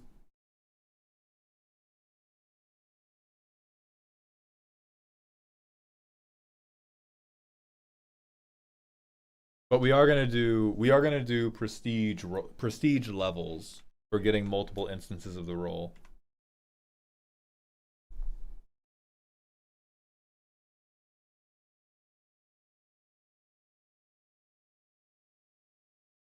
Heinous in draft, mediocre in commander. Yeah, this is one of those 50-cent rares that in pre-release you're just like, holy fuck, this is the most broken card ever. I have to make a commander deck around it. And then you lose 5 commander games and you're like, I hate Wizards of the Coast. You get radicalized. You get radicalized off of a card like this. Mr. Hound, why do people put Cultivate and Kodama's Reach into decks with 3-mana commanders? It baffles me. Yeah, I want to try to defend them because I think that's just like lack of card knowledge, TBH. The more that I've done this, the more that I have learned to appreciate how few cards the average Magic player gets exposed to because of the relentless flood of like new rares. Like if you're somebody who just watches commander content in your spare time, you just kind of get shotgunned with a shitload of like new rare, new mythic rare, new crazy synergy piece, and you don't really get exposed to just the like good solid cards. But that's why I exist. Part of why. I also exist to spread cheer, make out with Z main character, cuddle Z main character, play League with Z main character, make out with Z main character, and also cook fish sticks. I'm quite good at that. Straying Dream, thank you for the Twitch follow. Welcome to the doghouse, my friend.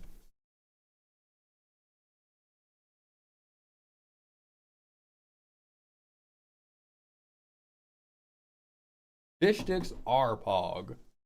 Someone can play the game for years and just never get introduced to Skyshroud Claim. Exactly. Exactly.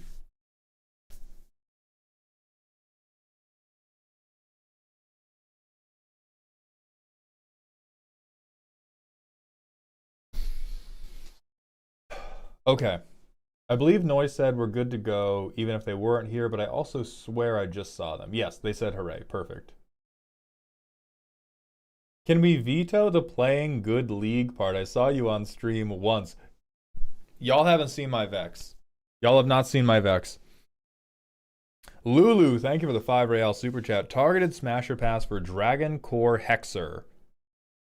If you are evaluating Yu-Gi-Oh baddies, for $5, absolutely.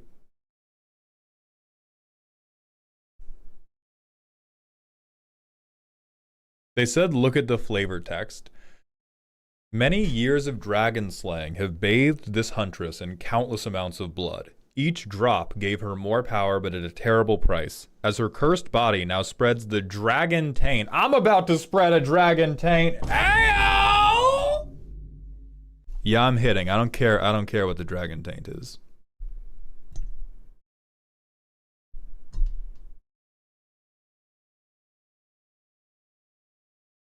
I'm about to sniff it. That's all I can tell you about that dragon taint. Maul, is it huffing paint to think Horde of Notions recycling Ball Lightning every turn would be a fun bracket 2 deck?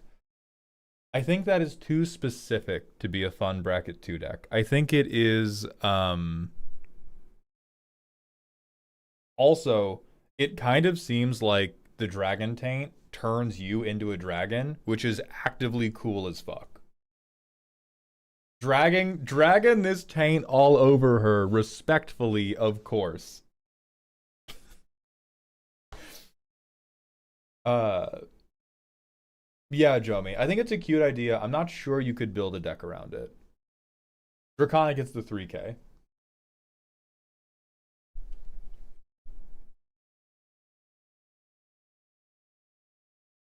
Dragon Slayer, more like Dragon's Lair. All right, we're moving on to the deck roast. We're moving on to the next deck. Noi Noi has sent in a spooky deck. Make a ton of clues through flicker effects, gain value through them, then finish the table using clue tokens. Okay. 4-color clues. Duplicated from AOI 97. Duplicated from 3-3 Elk! Nah. Nah.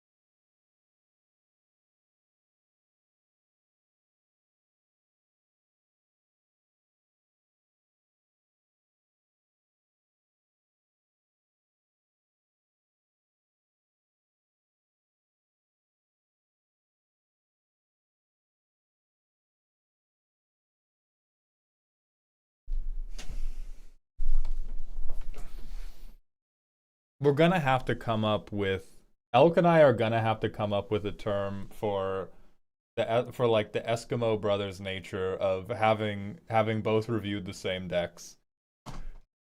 Okay.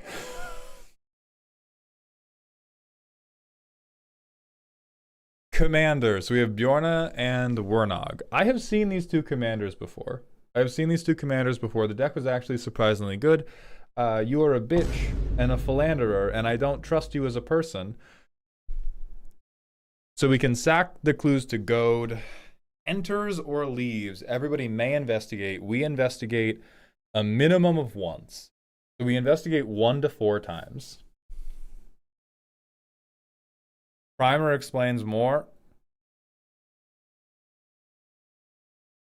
I want to add avatar cards.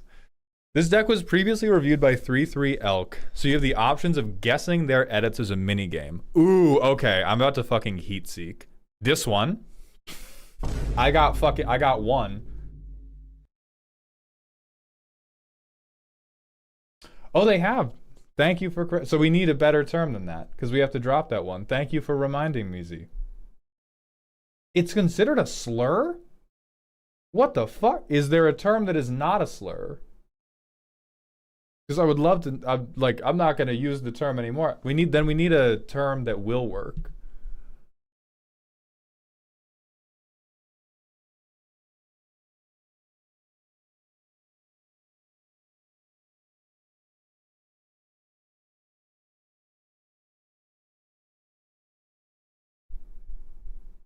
Elk included the step through package? Yeah, of course he fucking did. Why does the screen keep flickering? It is because I have Twitch as too big of a window. Okay, so that term's dead. What do we have? There's deck building duo, but that makes it sound too much like shitty superheroes. Inuit, but don't associate them with the whole brother-sister thing. Got it. Thank you for clarifying for me, Z.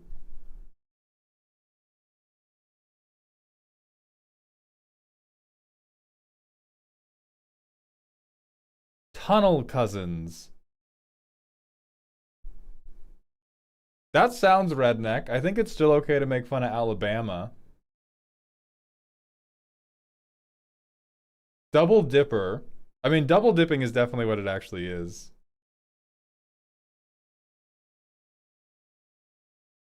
Batman and Robin. No, all right. We're gonna have a different stream where we come up for this.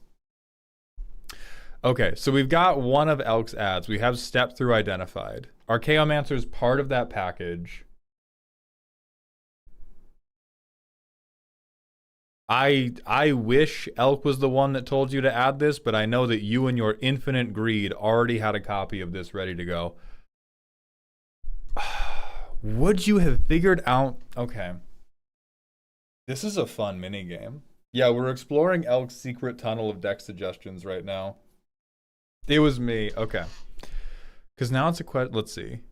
When you investigate for the first time, investigate an additional time. That's normal. Investigate, draw 2, get a thing. That's normal. Okay. Elk suggested that for sure.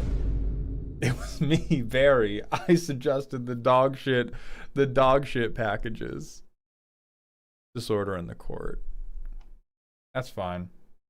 Please check the Ko-Fi. Oh, Lord.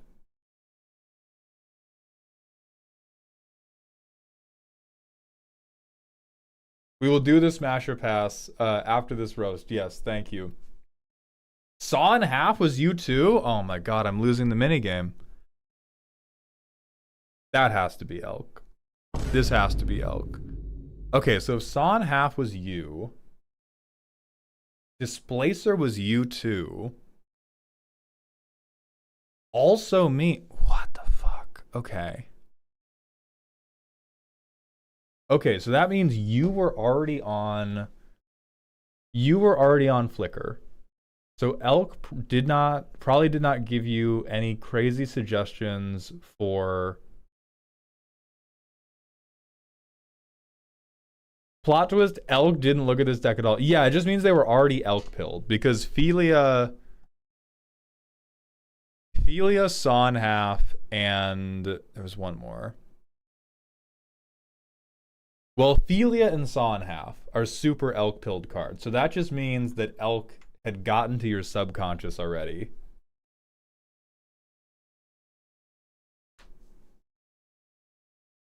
So what else would Elk have suggested? Does Spellseeker set off the step through combo? Let's see, it's 2 or less, right? What is he getting? Or what is she getting? Instant or sorcery mana value 2 or less.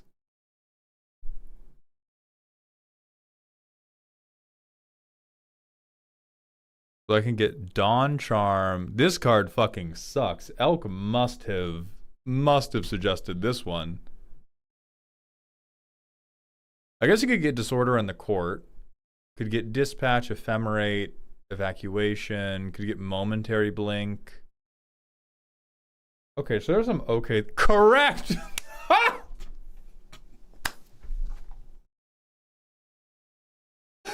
I saw some heinous, unrelated dog shit, and I was like, that's my boy. That's my boy right there. That's Elk's version of Sphinx Ambassador right there.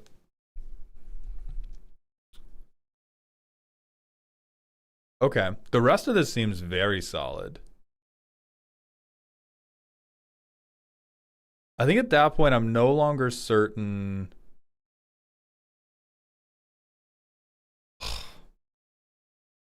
Oh, I hate this. I want to be so clear. You're right to have this in the deck as a deck builder. You're just wrong as a person. I was so pleased to scroll past Junkhoof and Cluterhoof. Not pleased to scroll past this, as reasonable as it is. This one is probably the one that should be in here. But God, do I fucking hate aristocrats. Comball is my folly, but I read that card wrong. Oh, did you think you would get a... I mean, you still get to double dip a little bit, right? But it's still a pretty strong drain effect. 1 or more claws. Yeah, so you don't get 3 clues out of it, you get 1 clue. But even the second half of the card is just good. Oh god, Marnius Calgar's here. Fuck. Okay, you said at the beginning you want a reason to run a bunch of terrible avatar cards, right? Because we can do that. Here's what's gonna happen. Bang, bang, bang, kill every fucking aristocrat's piece in this deck. I know you don't want to hear that. I know they're good. You're like, oh my god, but I gained so much life, but I drained so much life.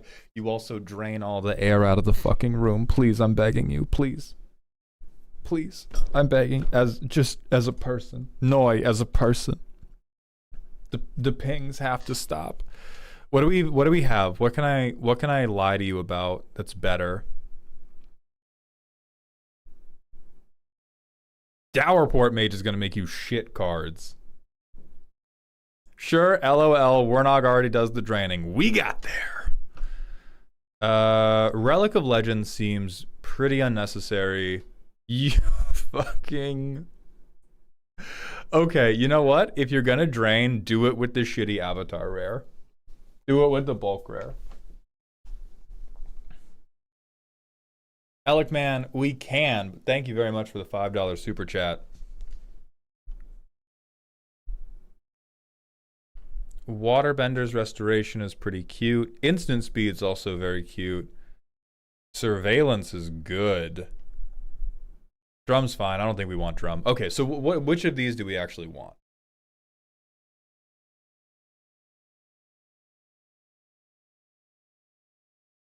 We definitely want Airbender Ascension.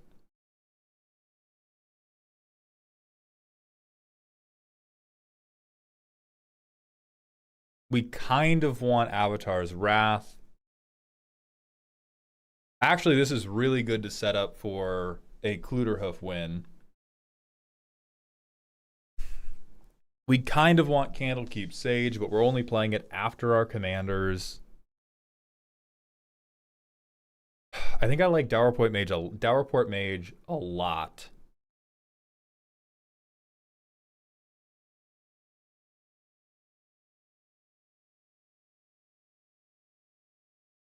I like Hide on the Ceiling as protection. Okay, let me look into tags. This is just too effective. This is downright, I'm sure this deck is brutally good. Morningtide's Light is very good. All right, crime scene locations, investigate, inspecting the crime scene. So this is all the flicker. Marduk's Siegebreaker, by the way, is fucking evil. This is why two-color partners should not exist. You should not be able to show me this dumbass fucking clue payoff and then go, by the way, Mardu All-Star, me make 3 Warnog a turn. Is that good? Is that good with you? Are you okay? Can I have my 3 Warnogs? How many times are you investigating, you fuck up? How many times? Speak to me. Tell me how many times. Yeah, Siegebreaker is insane heat in this deck. Oh, you bitch! God damn it, it's Henry Kissinger! Fuck you. At the beginning of your end step, investigate for each opponent who lost life this turn. Whenever a clue you control is put into a graveyard, make a 1/1 creature with flying. Okay, only triggers once each turn, but that's probably fine. So this is basically Sophie's choice. Either you investigate and I get a clue, or you don't investigate, I drain you, I get the clue anyway. Okay. That's pretty good. And then when I'm sacking my clues, I get a 1/1 with flying. I like that. They're a bit interchangeable. All right, Soul Herder, Balloon Man.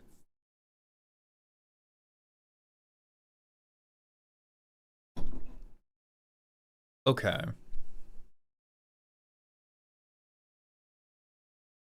Junkwinder is fucking evil.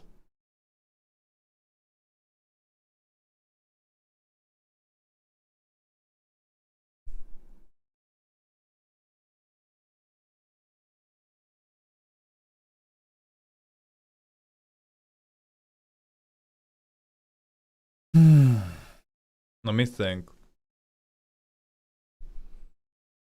You've built far too good a deck. Normally I have 20 cards. I can be like, hey man, why did you shit yourself in aisle 5? But this is just good. Yeah, you're in 4 colors too, so you're probably doing 3 mana, draw 3 every time. We have 5 overruns. All of these cards are good too. Okay. You have enough of these, and these are good enough that I can't really recommend cutting them. But I do think you could, like, Airbender's Ascension, you could trade in for nearly any of these. You could trade it in for OG, for Son, like, basically any of them. And it would not influence the deck too heavily. Would you like to know what Elk took out? I would love to know what Elk took out. I would love to contest what Elk cut from this deck.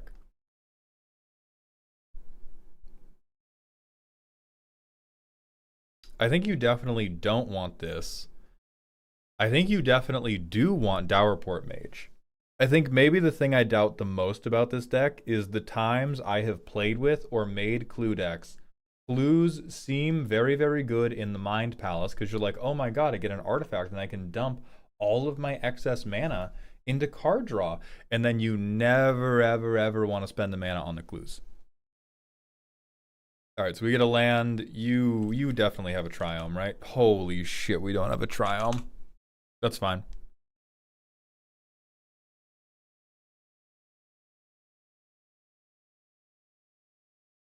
I don't fuck you.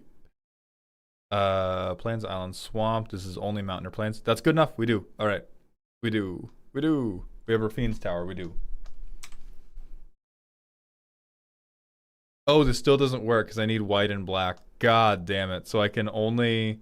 I have perfectly fucked myself out of playing either of these. All right, we're color fixed for the playtest because I see there is a line we could have done. We could have played Island turn 1, Lorien revealed for... Oh no, if we Island... Okay, so we could have Arid Mesa, get something that fixes for white or black, spend the 1, get a different dual land, then we could have played that. So it would have been possible to turn 2 Vernog, but we would have island cycled that. Fuck it. That's searchable now, because I said so. If we do that, we can untap stuff. We have part of this fuck-ass step-through combo. And we have Teysa.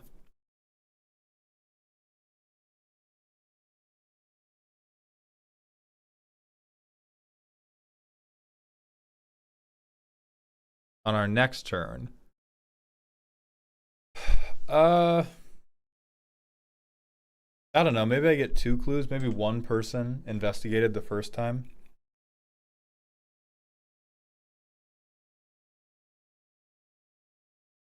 Boy, am I not as happy as I thought I would be. I think on someone else's end step, I crack a clue. Actually, not even on someone else's end step. I would need to do it. I would want to do it on my turn in a desperate hope that I found my land drop. So I find my land drop. Someone else's end step, crack the other clue. Draw a card. Great. Now I have a Bloodstained Mire.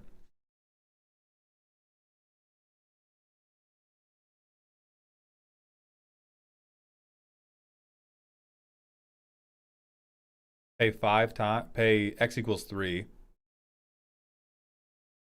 This and 2 of my opponent's things. I get 3 clues.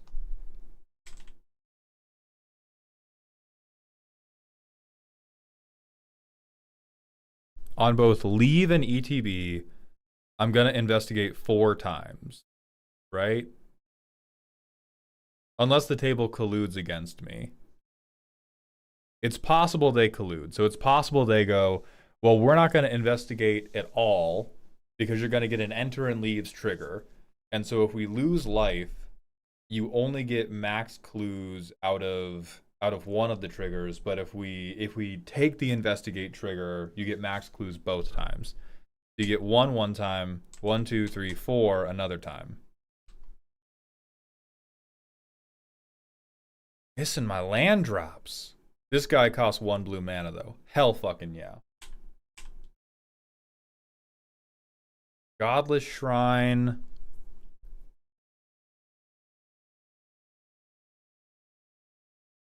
Play my guy. Oh god, this step through is staring at me like a pimple that's about to pop. I could crack a clue, make a 1/1 flyer.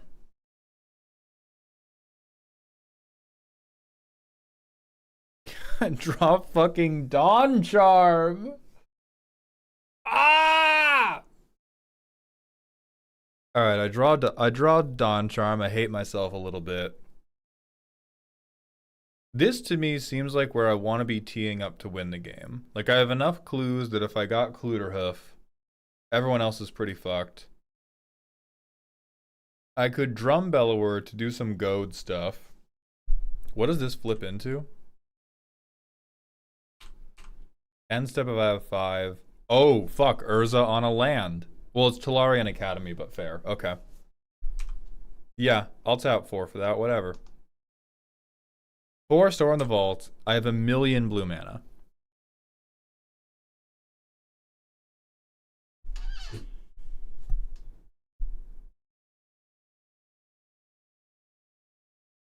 Feels like I have so much yet so little to do. I float 7 blue mana, spend 6 of it. There's Tivit.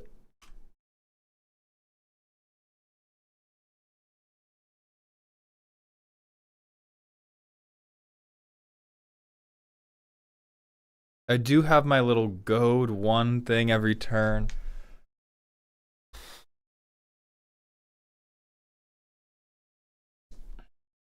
Oh yeah, step through Spellseeker, Rise and Shine. That's something we could have been doing. If the land base fights me any less though, does it go well? Warnog, maybe I have some clues, who knows? Seed of the Synod, stock up. Alright, Displacer Kitten and that.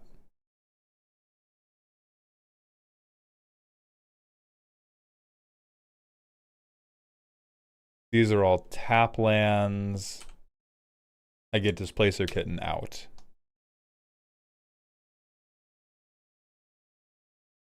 Probably Peter Parker's film camera. Leave enters, make 1,000,000 clues. Leave enters, make 1,000,000 clues. Can't spend the improvise, but I have a shitload of clues at this point.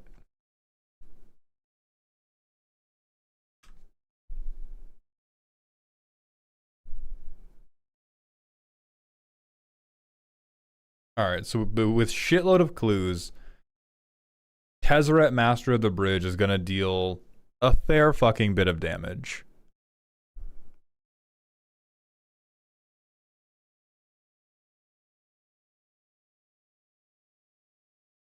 I'm probably going like tap some clues.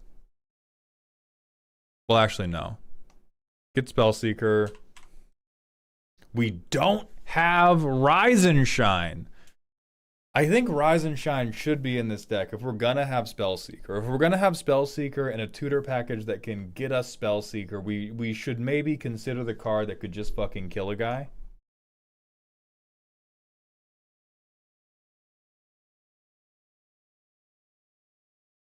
I do think overall we're a little bit too like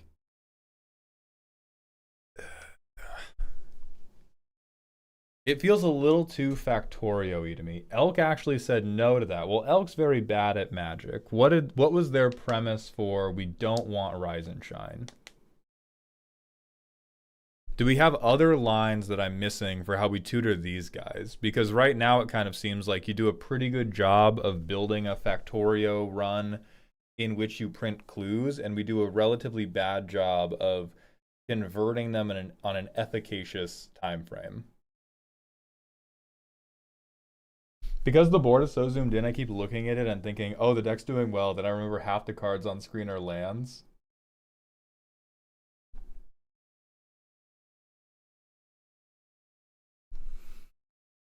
All right, Nadir's Nightblade's a little bit better. We do that. We do... Oh, no, we wouldn't do that. Whatever. God damn, pretend I'm playing the lands with the right colors. We get some number of clues. We get Nadir's Nightblade. We have Tappy, Untappy, but we don't have Flicker. Ghirapur, Aether Grid, threaten everybody. There we go. Turn 6. Everything all comes together now. We Jolly Balloon Man, and now We can get 2 Warnog triggers every turn, which will shit clues, which will drain everybody, which will let us pay into Girapur Aether Grid. Bjorna low-key sucks, but I think Bjorna low-key sucks only because I can't see the creatures that are going to beat you to death.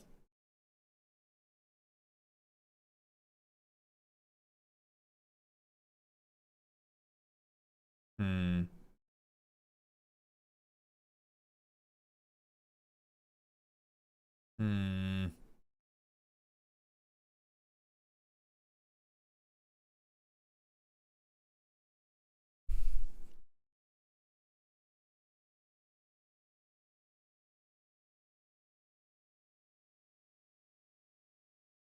We have 36 creatures. Maybe that's why Kitten and Kaikar feel a little bit underwhelming to me.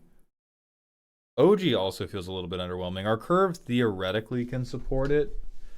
We got the Talisman Signets, yeah. Hardened Tactician, Forensic Gadgeteer, and some adjustments to the mana base. Oh, we have Willbreaker in this deck? Alright, now I understand Bjorna's position in all this. Bjorna's position in all this makes perfect sense now.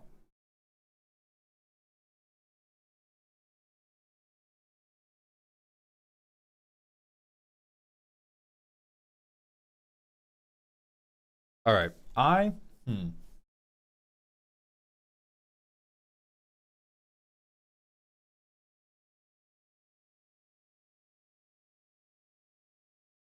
This deck runs, but it's gumming up. It's gumming up in strange places to me. I'm going to suggest some vibes-based things for what I think are underperformers in this. And what I think could go out to make room for these avatar cards and you would overall have a better time with.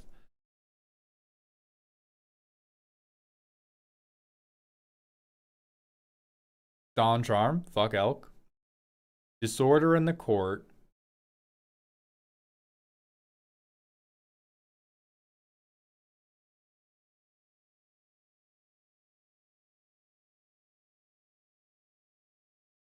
Mayhem Devil.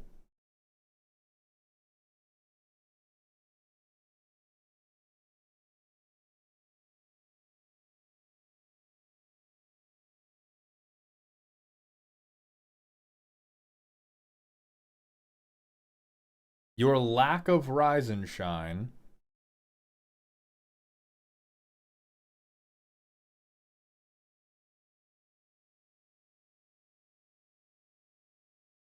I hate these 5 spiritually. I think they are perfectly effective and probably necessary at bracket 3.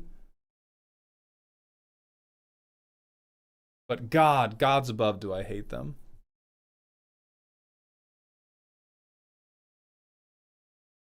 And then we got to get Dowerport Mage in here for sure. This is the one thing from the sideboard. I mean, Mogo the Mogo, it 100% is a second opinion, but that's not kooky, right? Disorder in the Court is a key part in the Archaeomancer loop to stall the game, but I'm willing to lose the pingers. How is our defense? It's important to my Archaeomancer loop to stall the game. What have you killed a man, Noi?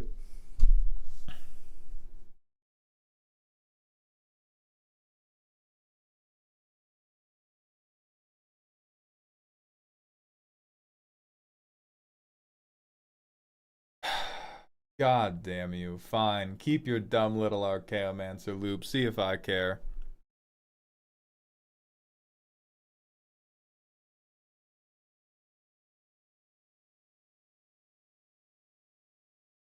We're already stalling the game with the number of times we're like, hey, do you want a clue? Hey, think about it, bro. Please consider. Mauled, you can only kill a man once, but you can watch them suffer for the rest of their life. That's literally untrue in Commander. Commander is the game based around what if I could watch my friends die once every 45 minutes for as long as I wanted. Please, God, we must be serious. We must be serious, people.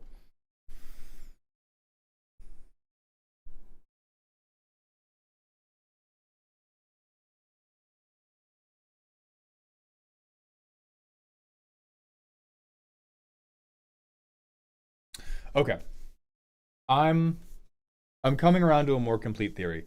I think you need to lean more heavily into being a proactive aristocrat player or being a draw go player who is eventually going to overrun you. That's what I think isn't that's those are the parts of the deck that I think aren't really talking to each other right now. And I understand that you believe that you are using the aristocrat triggers to soften people up to then alpha strike with the Cluter hoofs.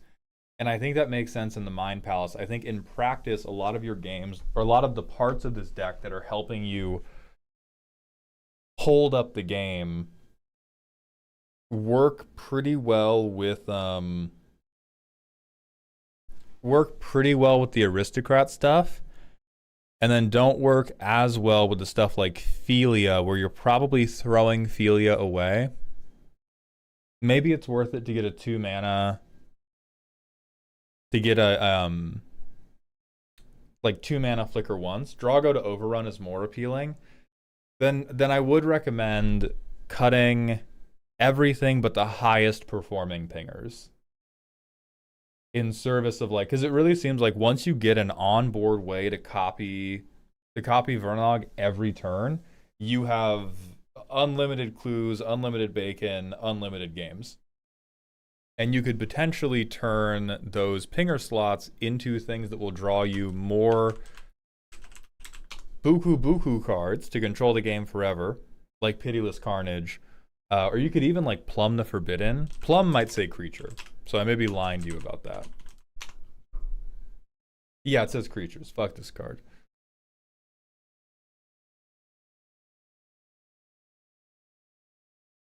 But that's what doesn't flow to me right now. I do think this deck definitely works. And if anybody wants to play a clue spam deck, these two are the ones to go with. And a lot of the flickering. Some of the pingers are an elk include. I started with Comball and Bats. Yeah, of course they are. I mean, these are good pingers. If you want to do the pinger game plan, this is the right way to go. I would just pick which way you want to go and commit a little bit more heavily to your chosen road.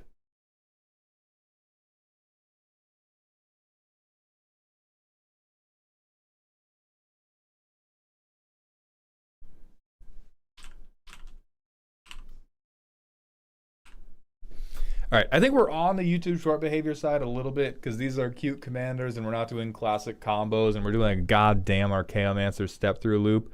But it's adorable and I do think it functions as you want it to. So, Noi, thank you very much for submitting. I'm going to go hit the manual ad break and see if my girlfriend still wants to play League of Legends. I will be right back.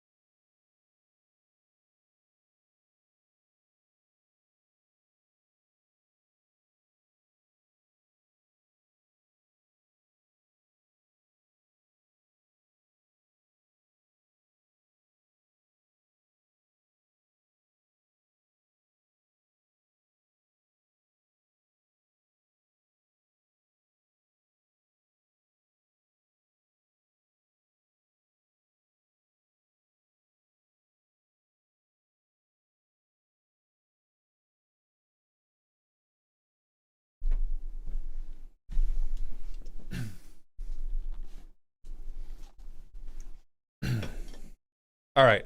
Z is coming. So we are putting League of Legends on the screen right after our 2 targeted smasher passes. Log212, thank you very much for the Twitch follow. Welcome to the doghouse. So first, Spiral Master Plan. We get... It's a conventionally attractive woman, chat! Immediately, yes. Immediately. I love a competent businesswoman. Immediately.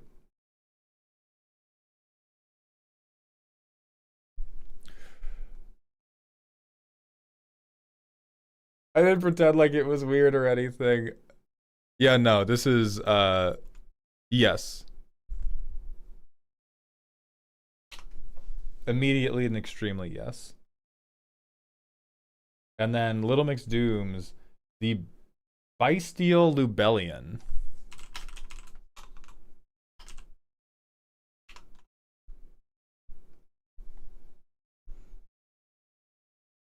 Okay.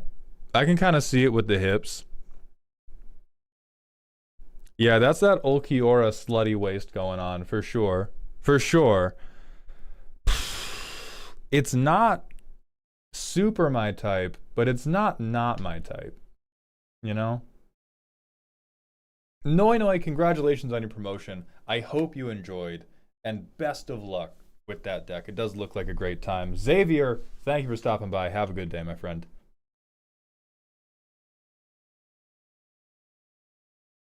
Maiden of the Aqua. Wow. They made some very dedicated decisions with how that armor works. Void Garden, thank you for continuing your gift sub. I appreciate that generosity very much. Titty. Titty.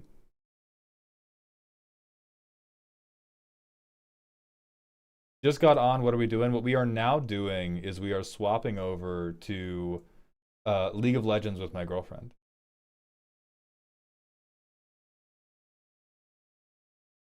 Hear me out on Greta from Library of Ruina. I swear to God, if I look this up and it is just a normal, conventionally attractive person that you have said, hear me out on.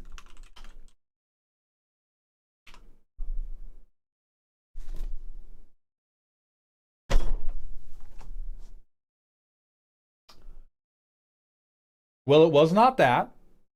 I will give you a point for that.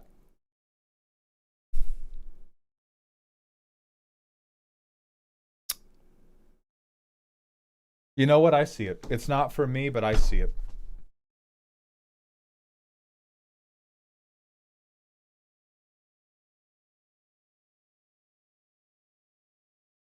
Oh, Arth, I'm glad we got to run into each other. Reminder, shark skin is basically sandpaper. Yeah, but like everywhere. What about shark mucous membranes?